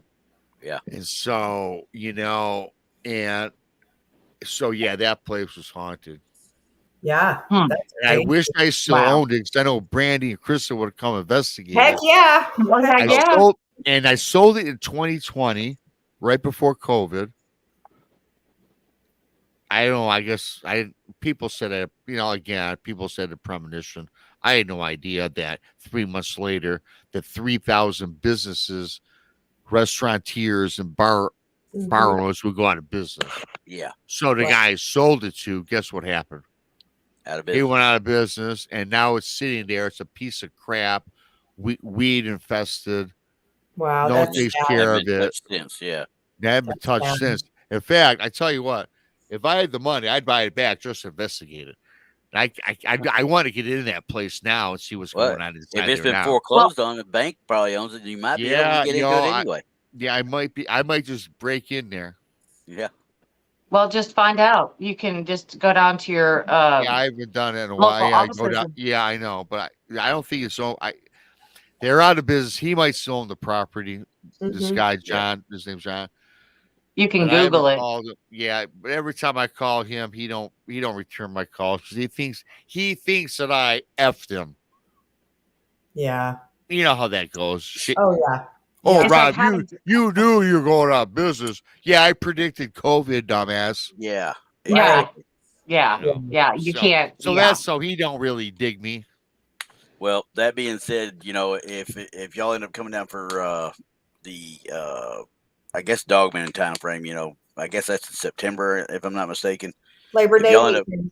If y'all end up coming down for that, I'll try and square away where we can do an investigation down at the bar that I will run. So Awesome. it's- Yeah, I'd I've do done that. it. Yeah, did it we will once. be down. We are coming to the Dogman conference. Okay. Brandy and I are. Because I did one, just a makeshift. I took a couple of wireless cameras in there and set everything up, and I ran my own stuff. Had a little EMF and a thermal and a couple of things like that. And I had the bar owner with me. Of course, he was drunk at the time anyway, but I had the bar owner with me, and we were doing it. And a couple of things happened. I thought he was going to break the door down trying to get out of there. So, and Wow. everybody that works there knows there's a couple of them. They're there. Yeah. So, Well, Yeah. you do realize if we do go in there, Chris and I doing our investigations, things might get even more crazier after we're gone. just bring it. That's all I got to tell them. Okay. All Because right. honestly, that place has been there since the early '70s. The first iteration we got it built there. It's been added on to, obviously, but some of the basic stuff. The old man that built the bar, he died, and everybody believes he's in there. There's what we call the Duster Man. The girls call him George. They just gave him the nickname of George, but it looks like an old cowboy in a duster, or a shadow person, if you're gonna call it that. But he's been seen by countless people. Wow. And Cool. there's times you go in there to open it up in the morning, and you're just like, okay, guys, you need to leave me alone right now. I don't want to deal with you. So Mhm. you just get that feeling, So, Right. but Yeah, totally understand. and Oh yeah, just I'd love to old do it. timers, yeah. So I mean, it's not a big space. It's real easy to do, and well, I'll see if I can get it. I'll have to keep him away from it because he'll get in there and get drunk, and then we'll have to throw him out anyway. So. Well, let us know exactly when. I think we're planning on heading out. What, Thursday? Weren't Thursday we? night. Yeah, we've already got the hotel for that one, right? If I remember Yes, correctly. we have a hotel, Yeah. and Yeah, I you don't- guys. So we're you know, good. The Blondes and Booze has sent me a whatever the hell that is on the computer you did. What's that called? Spreadsheet. You Yeah. guys got like 15 things you're doing this year. Excuse me. Doing this year, doing it in the next 2 months. Yeah, well, yeah, Yeah. that's like what they're doing 1 Yeah. year of stuff in like 2 or 3 months. Yeah. Well, and We that's stay normal. busy. I mean, it's normal for me. The conferences are new for me. I'll Well, do your maybe one or two. investigations are not. Yeah. Yeah. I maybe do one or two. But I investigate. As soon as things start opening, I'm gone. I mean, I'll do 2 or 3 a month. Mhm. So this is not out of the ordinary for me. It's just adding in the conferences to my Right. already, what I do already. So I've Yeah. kind of had to leave some investigating out to go to conferences, which is okay, which is okay. And Um, Yeah. I have fun doing both. Yeah. We do. We Yeah, enjoy I both. do. I do highly recommend people going to conferences. They are fun, Mhm. And you get and to you meet a meet a lot lot of of cool people. people. I tell you networking. what I enjoyed most is networking, but what I did enjoy most because last year, I went to two last year, but it's cool because a lot of people that are like in chat, like right now, Mhm. not tonight though, but Mhm. or people that watch the show, I met a lot of them, a handful in Yeah. person. Now Yeah. that for me was like kick ass. Mhm. Us too. I mean, Putting we a face to like, Susie B, or Yeah. just as an sure. example. Now I saw someone in person, shook their Mhm. hand, Yeah. talked. That to me was fabulous. Yeah. I think I agree with you. Same thing when Brandy and I went to Michigan. We met Jim and I met. Oh God, yeah. I was so disappointed, you guys. Yeah, I know. We were so close to you too. Yeah. You should have came Friday. You should have just come 58 Friday. minutes. I know, Come in yeah, that well, morning and yeah, just I stayed. know. Yep. Well, It was trust me. Once you guys meet me in person, it'll be like, God damn, get this guy away from me. no, That's what I no. said. Yeah. Oh, Randy, I had to deal with Randy for 2.5 hours. He had to deal with me. In a little bitty car. I'm like, Randy, what's that? Rob, it's a hill. It's just a Rob, hill. Rob, that's a tree. Yeah. Randy, what's this big ass gas station? Now that It's a was a treat. Bucky's. Yeah, I Bucky's. I have I have You know, never been to a Bucky's. Me You I either. will. gotta tell you something. I was in Texas driving with Randy for at least 3 hours, and I loved Texas. I loved that little town we were in. But the thing I remember most was Bucky's for some damn reason. Well, you know how I am. I run across something that I've never seen. I'm gonna stop. Yeah. I Oh I yeah. can foresee Bucky's is going to be like an hour and a half stop, Yep. just so I Uh, can look at Oh, it was everything. it was Randy, what yes. 45 minutes for us. If yeah, man, and they had a wall of beef jerky Uh-huh. and they had Christmas stuff in there. I told Randy if I had like $500 on me just to blow, I'd have bought all Christmas stuff to bring home. I could have fit it on the And that plane was in though. October. Yeah, It was in October. yeah. But That's So are you Randy ready for though, that, Krista? Because it's happening. It's happening. you know what though, Randy? I heard that where we were though in that part of Texas is supposed to be haunted as well, right? What's that? Over in Jefferson? Jefferson, yeah. Oh That's yeah. supposed to be It's haunted, fun. yeah. It's the paranormal. You might as well call that the paranormal slash uh Bigfoot capital of Texas, because that's where all the stuff happens. I shouldn't say all the stuff with the Bigfoot. It's where the conference happens. But I try next time I go to one of those. Of course, I'm not a big conference guy either. But if I go to another one of those, I'm staying at that Jefferson Hotel that's there. It is rumored to be Mm. stupid haunted.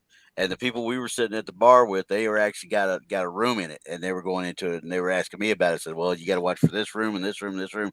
They got this, they got that, And I'd give them a little spiel on it and everything. I said, "There's not many people that go in there that don't come out saying, yeah, Yeah. it's haunted." Mhm. Yeah. And Brandy and Chris, I don't know if you guys like this, but when I broke away from the conference, I walking by myself Mhm. because they had some of these, like he's talking about some of these old saloons and hotels, and even Yeah. like these little, I don't know, little shops, Yeah. olden days. I dig that stuff. So I was taking Yeah. pictures. I was going in, walking around, and stuff. Right. And I got lost in it for like 3-4 hours by myself. It was Oh Yeah, yeah. it's got a fabulous. lot of stuff to see too. I mean, Oh yeah, man. I loved it. I liked that place. It was really cool. I'm yeah. looking forward to coming to Texas. I think we're all gonna have a good time for sure. So yeah, but I have a different perspective on Texas. But that's not Texas, right, Randy? I mean, What? where we were, Yeah, that that's town. Texas. Yeah, but like Texas, where you guys live, there ain't stuff like that where you live. We're just a little bit west of it. That's all. That East Texas is more pine trees and Yeah, stuff like that. Whereas you get to where I'm at, this used to be called what's it called, the live oak section or whatever. yeah, It, North Central Texas is just oak trees and kind of arid, but it's still wet. Versus what East Texas is, which is monsoony almost, if you want to get right down to it. Right. And then you go down to the hill country, Austin, San Antonio, that kind of area. Anybody's driven down through there knows it gets rocky real quick down there, and it can be ugly. But if you go on 45 between Dallas and Houston, you got the Sam Houston National Forest down there, and Mhm. that is an amazing area. yeah. Mhm. So It was funny for me too because when I went to Texas my first time, I went to San Antonio, and I Mhm. remember in the airplane and looking, and all I saw was desert and swimming pools. yeah, that's about right. You went in the summer, didn't you? Yeah, Yeah, yeah, all the lawns were dead. yeah, There's no green anywhere. No. yeah. And see, I No, was there. stationed out in El Paso, so I had to drive. It took me longer to drive from El Paso to Fort Worth area than it took me to drive from El Paso to California. Oh, Oh Wow. man. So, that's crazy. Wow. and Well, you I'm want to talk about sure. a whole bunch of nothing? There's nothing out there. Right. Well, with Texas, you could take Michigan twice and Missouri twice and fit it inside of Texas and still make another state out of it. Right. Probably, yeah. Yeah. You From know? El Paso to Tyler or Longview, whatever's right there on the border there on the east side from El Paso, it's about 1,400 miles, I think. Wow. And from Brownsville, which is the southern tip, all the way up to Amarillo area in the Panhandle, it's somewhere around 1,100 to 1,200 miles. Wow. Oh, gosh.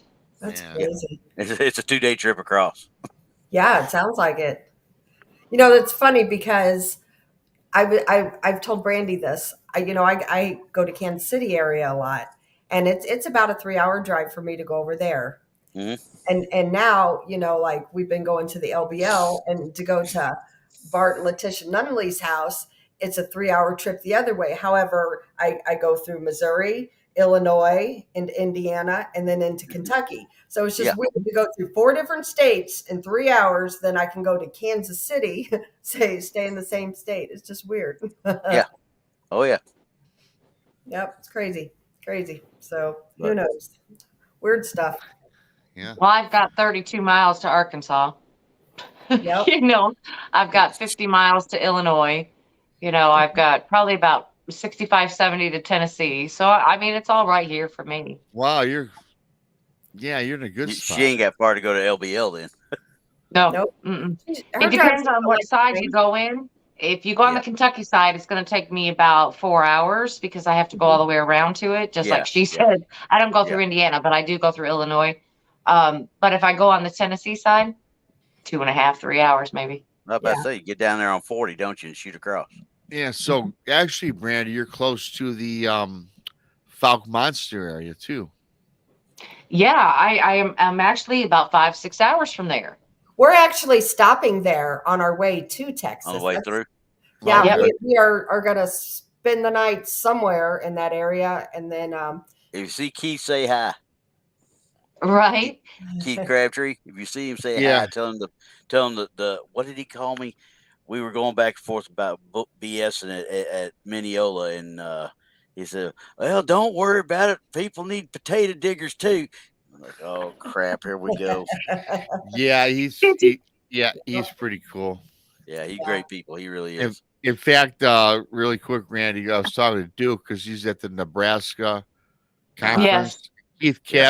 Keith Crabtree said, "Oh my God, Rob!" He called me like yesterday. Did his first ever public spiel like we did in He actually Alabama. talked. Yeah, Mhm. he did, and I guess everyone was like just their jaws dropped. Well, what he had to I say. mean, he was there for it all, I mean, he literally, Yeah. even though he played the monster, his family is what that's based on. So, yes, hell, right, yeah. he should Yeah, know everything about it. And Yeah, he quite actually frankly, he's spoke. just fun to talk to. He really is. Well, Mhm. Duke said he recorded it because he said Keith let him do it, so this will be part of his show in a couple months. That's cool. He's gonna release that. Yeah. I like seeing him doing that kind of stuff. So, Oh yeah, And he's a good guy. Krista, all I can say about this is when we do stop, I stopped there before. I've been there.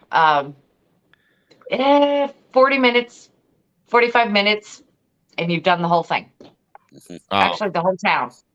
Yeah. 40, 45 Unless you're minutes. You're staying done. there for the camp out, you ain't missing a whole lot. Yeah. No, Yeah. you're done. There's that much to it. Yeah. Cute little place, But yeah. And Our and, plans- and our you know, plans everybody were knows me. Yeah, our plans are Barton and Letitia's going to ride down with us. So they're going to come here, and then we're all going to go to Brandy's, and then we're going to drive. We're gonna shoot on down. Yep, and then stay Okay. somewhere in that area, and then get up in the morning and do breakfast, and then head into Probably Texas. in Texarkana. Yeah, Texarkana right there. So Yep. That's our plans. That's what we're doing, and keep an eye open for the gypsies coming in. Got it. Are they coming in gypsies. now? Do what? When are they coming in now? No, I don't know when you coming. I like barter with the gypsies. May? In May? she's Man. coming you in May, but I'm not You- coming until September for the Dogman Conference. Okay, but you're coming to do that one house, right? Yes. Yes. Okay. I'm Well, just wondering, you guys are going to Iowa too, right? For the that one haunted house, Malvern. Malvern. and that's in Iowa. Yes. It is. And while we're talking about it, let me throw the flyer up here real Cha-ching. quick. There it is. So it is Saturday, July 8th. This year, tickets are on sale, and we've limited it to just 20. Actually, we were selling more than that, but we've got so many great people coming. And so we thought more people can get more one-on-one time. Josh Hurd, he owns the place. He is part of Nick Groff's G Crew. He's awesome. Cool. He's been on several TV shows. Dr. Rebecca Foster, she too. We actually had her on Blondes here about a month ago or so. She is absolutely awesome, and she's a Bigfoot gal too. So that's kind of cool. And then Richard Estep. Brandy and I met him up in Michigan, and his table was right across from ours. So we just all kind of clicked and talked, and said he'd come on the show, and he's wrote a book on Malvern Manor, so he's going to be there. So that'd be cool to have him sign it, and then while Josh is there, because Josh is going to hang out with us, to have him sign too. And then Terry Mosby, a lot of people have seen her in chat. She's a good friend of ours. She does the paranormal, and then she's our UFO go-to gal. And then, of course, everybody knows Tex. And then Yes. hopefully we're hoping Randy will come, and BNMAR, the invite is open for you as well. I know. Yep. So, and it's an overnight, and That's why I was asking about Iowa. Is there anything else to do Yeah. other than eat corn and stuff like that? well, this is in the middle of nowhere. I'm telling you, Malvern. They got a bar across the street. They do. Is it They haunted? do. Well, good. We're good to go right there. Does it matter? You Yeah. can make They do anything have- haunted after you've had a couple Yes. drinks. Yeah, you can. Well, yeah. Apparently, I'm haunted anyways. So They do have Exactly. good You'll bring them food. right in. They Yeah. do have good food at that bar. So if anybody's interested, you can find the event on Blondes and Booze Facebook page, or go to Eventbrite. And if you type in Malvern Manor, it's the first one that comes up. Right. Yeah. So you can get tickets, and it's just going to be a fun night with all of us, and everybody will, get some one-on-one time with some of the celebrities and stuff. So it'd be fun. Mhm. That did not even sound right, did it? I heard you laugh, Rob. yeah. Well, you know what? Like- We are. Never mind. Yes, celebrity. I guess, kind of. I guess. Celebrities. Lord. Well, 1%, Josh, 1%. Richard, Rebecca, Mm. they do it. They're up there. They're on TV. Yes. Yep, they're TV. Well, Yeah. we kind of are too, though. Yeah. Yeah, we're kind of on Kind of. TV. Well, we're on the Yeah. radio. We're on the radio. We're on the radio and TV, kind of. Yeah. Yeah, Yeah. however you want to call it. And everybody out there's listening Right. going, they're what? They're doing what again? The hell? Right. Crystal J, she says, I would like to see you guys go to the Myrtle Plantation, Louisiana. That's Oh, all. That's Um, a bucket list one. Yeah. That's a bucket list one right there. But I've also heard that there's also a bunch of that's got to go into it too. Yes, it's one of the more expensive ones to get to. And that's one of the things I don't like doing. I don't like going to a place and paying to go in and investigate it. Yeah. See, Right. there you go. There's Lily. Lovely Lily. You're on my TV. See? All right. Well, Randy, You- on that Thanks, note, Billy. on that note, Randy, about paying to go in, I Yeah. understand only because my very good friend runs the Ray County Museum, Oh, and yeah. they, she's missed many paychecks since COVID hit because they don't Mhm. have the money. So events that she allows to go there, that money gets donated back to Yeah. that location. Exactly. And it helps to keep the lights on, and Mhm. there's repairs and maintenance in these old buildings. So Well, yeah, I definitely. support paying reasonably an Yes, amount. reasonably. Right. Yes. Like the one she's going to, we've done before, and while I kind of, but I've got to know the people that run it, and I'm like, well, they do what they have to do to kind of keep it going, Yeah. and they've even had Travel Channel in there and stuff. So Mhm. it's one of those things like you're like, okay, I can understand why, but it still is one of those things like there's so much out there that you can go investigate that you don't have to do that with. You know what I mean? Mhm. So Yeah. I that's why on the one of the Texas groups that I'm on, the Texas paranormal groups that I'm on Facebook, people that reach out for help, that's the ones I'm trying to help. So Yeah, I understand that. Yep, absolutely. Well, I kind of think about it as what I do for fun. Yeah. Most of the time. People go fishing or they go hiking or they, they do what Yeah. they go to the beach, whatever. They put lots of money into doing that also. Right. Oh yeah. know. Oh yeah. So Trust me, I got that's my where their fishing money gear goes. and I know what to do Mine with goes to this. This is what I Yeah. do for fun. Yeah. Well, Brandy, I remember going one day fishing for fun, Yes, you do, don't you? and then it turned into a nightmare. Yep. That's right. Yeah. Haven't been fishing since. I have at the river. Okay. Yep. Not up there though. No. Oh, Have you been I back didn't think to so. the site? I've been back there. No. Hell no. No. Yeah. Nah. No. Anyway, Too scary. ladies and gentlemen, we got to about 2 Yes. minutes and 30 seconds to 3 Yes. hours show. Wow. It's 4 in the morning. What am I going to do now? I think I'm going to have make me some bacon and eggs and some pancakes or something I'm gonna now. hold this over all y'all's head for keeping me up this late. Well, Randy. Oh we my God. do Randy tomorrow. Oh my God, you guys. Something It just is brushed tomorrow. against my leg. Oh, yeah. It must be. Yeah. I'm going to have some bacon, some eggs, and some pancakes. I can go to bed now. Yeah. Oh, I normally get up at 6. what Not- is it with not knowing today, you won't be. food? Huh? If Today I you lived What? by won't be. any one of you, I'd be like 500 pounds. I swear. 500 pounds. I'd all Oh, be eating all Brandy, the I time. don't do like that every day. Brandy, if you're here, I cook you one strip of bacon, one sausage, and one egg. You'll be fine. Okay, good. Make sure I get a piece of toast. If it's only one, Half a piece. I'll give you one some wheat toast, Brandy. wait a second. One strip of bacon is only a tease. You cannot just have one strip of bacon. I agree, Randy. Oh no! If I make bacon, I usually make the whole package. That's what I do too. Yeah, Me too. because it'll get. And eaten. I don't, and I won't eat the whole thing. What I'll do, I'll make a burger in the afternoon and put the bacon on my burger. throw Yeah. throw it on a egg sandwich and throw some mayo I'll on throw it on Have anything. at it. I'll throw it on a Snickers bar for God's sakes. Yeah. I'm with you. Bacon with anything is good. Yes, Anything. bacon makes everything better. Yes, it does. Absolutely. Absolutely. Yeah. So we It's are. our next show, Bacon with Brandy.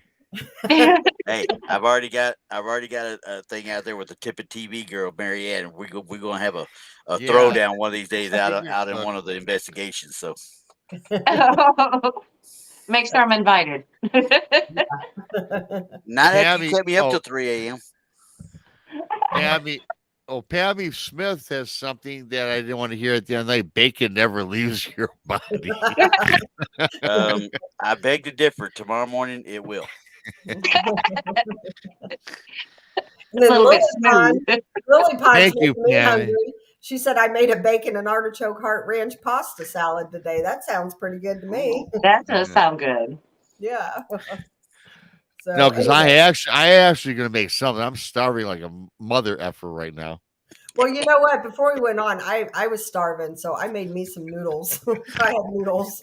Well, I was No, eating, I seen you Krista's eat it go-to. earlier. Yeah, that was 3 hours ago. right? It's Krista's go-to when Yeah. she gets hungry. Noodles. She I loves her tell you, noodles. Krista, Good I old eat Yeah. fashioned along with you ramen. just fine too.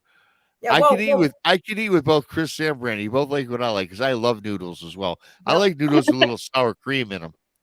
oh, I've never had that. Ooh, yeah. Oh, really? I Oh, throw try butter it. and Parmesan. What kind of noodles are we talking about here? We talking about ramen? No, Ah, no. yeah. That's noodles to me. That's the good old fashioned broke food. That's Yeah. what we like. Randy, there's like 8 different noodle groups. Ramen. That's all that matters. There's 8 different noodle groups, Well, Rando. last time Brandy was at my house, we had noodles, didn't we, Brandy? Yeah, we did. Yes, Middle we of the did. night noodles. Yeah, it's always a good go-to. We love our carbs. What are you gonna do? Yeah. That's right. Well, anyway, Krista, you So want to take us out? Yeah, Yep. we'll keep going if you don't fucking just I know. end it. Just Yeah, he's tired. See, I'm ready to swear, and it's 4 a.m. Let's go. All right. watch some All right. bacon. Good night, everybody. Thanks for tuning in. We appreciate each and every one of you. Good We night. do. Bye.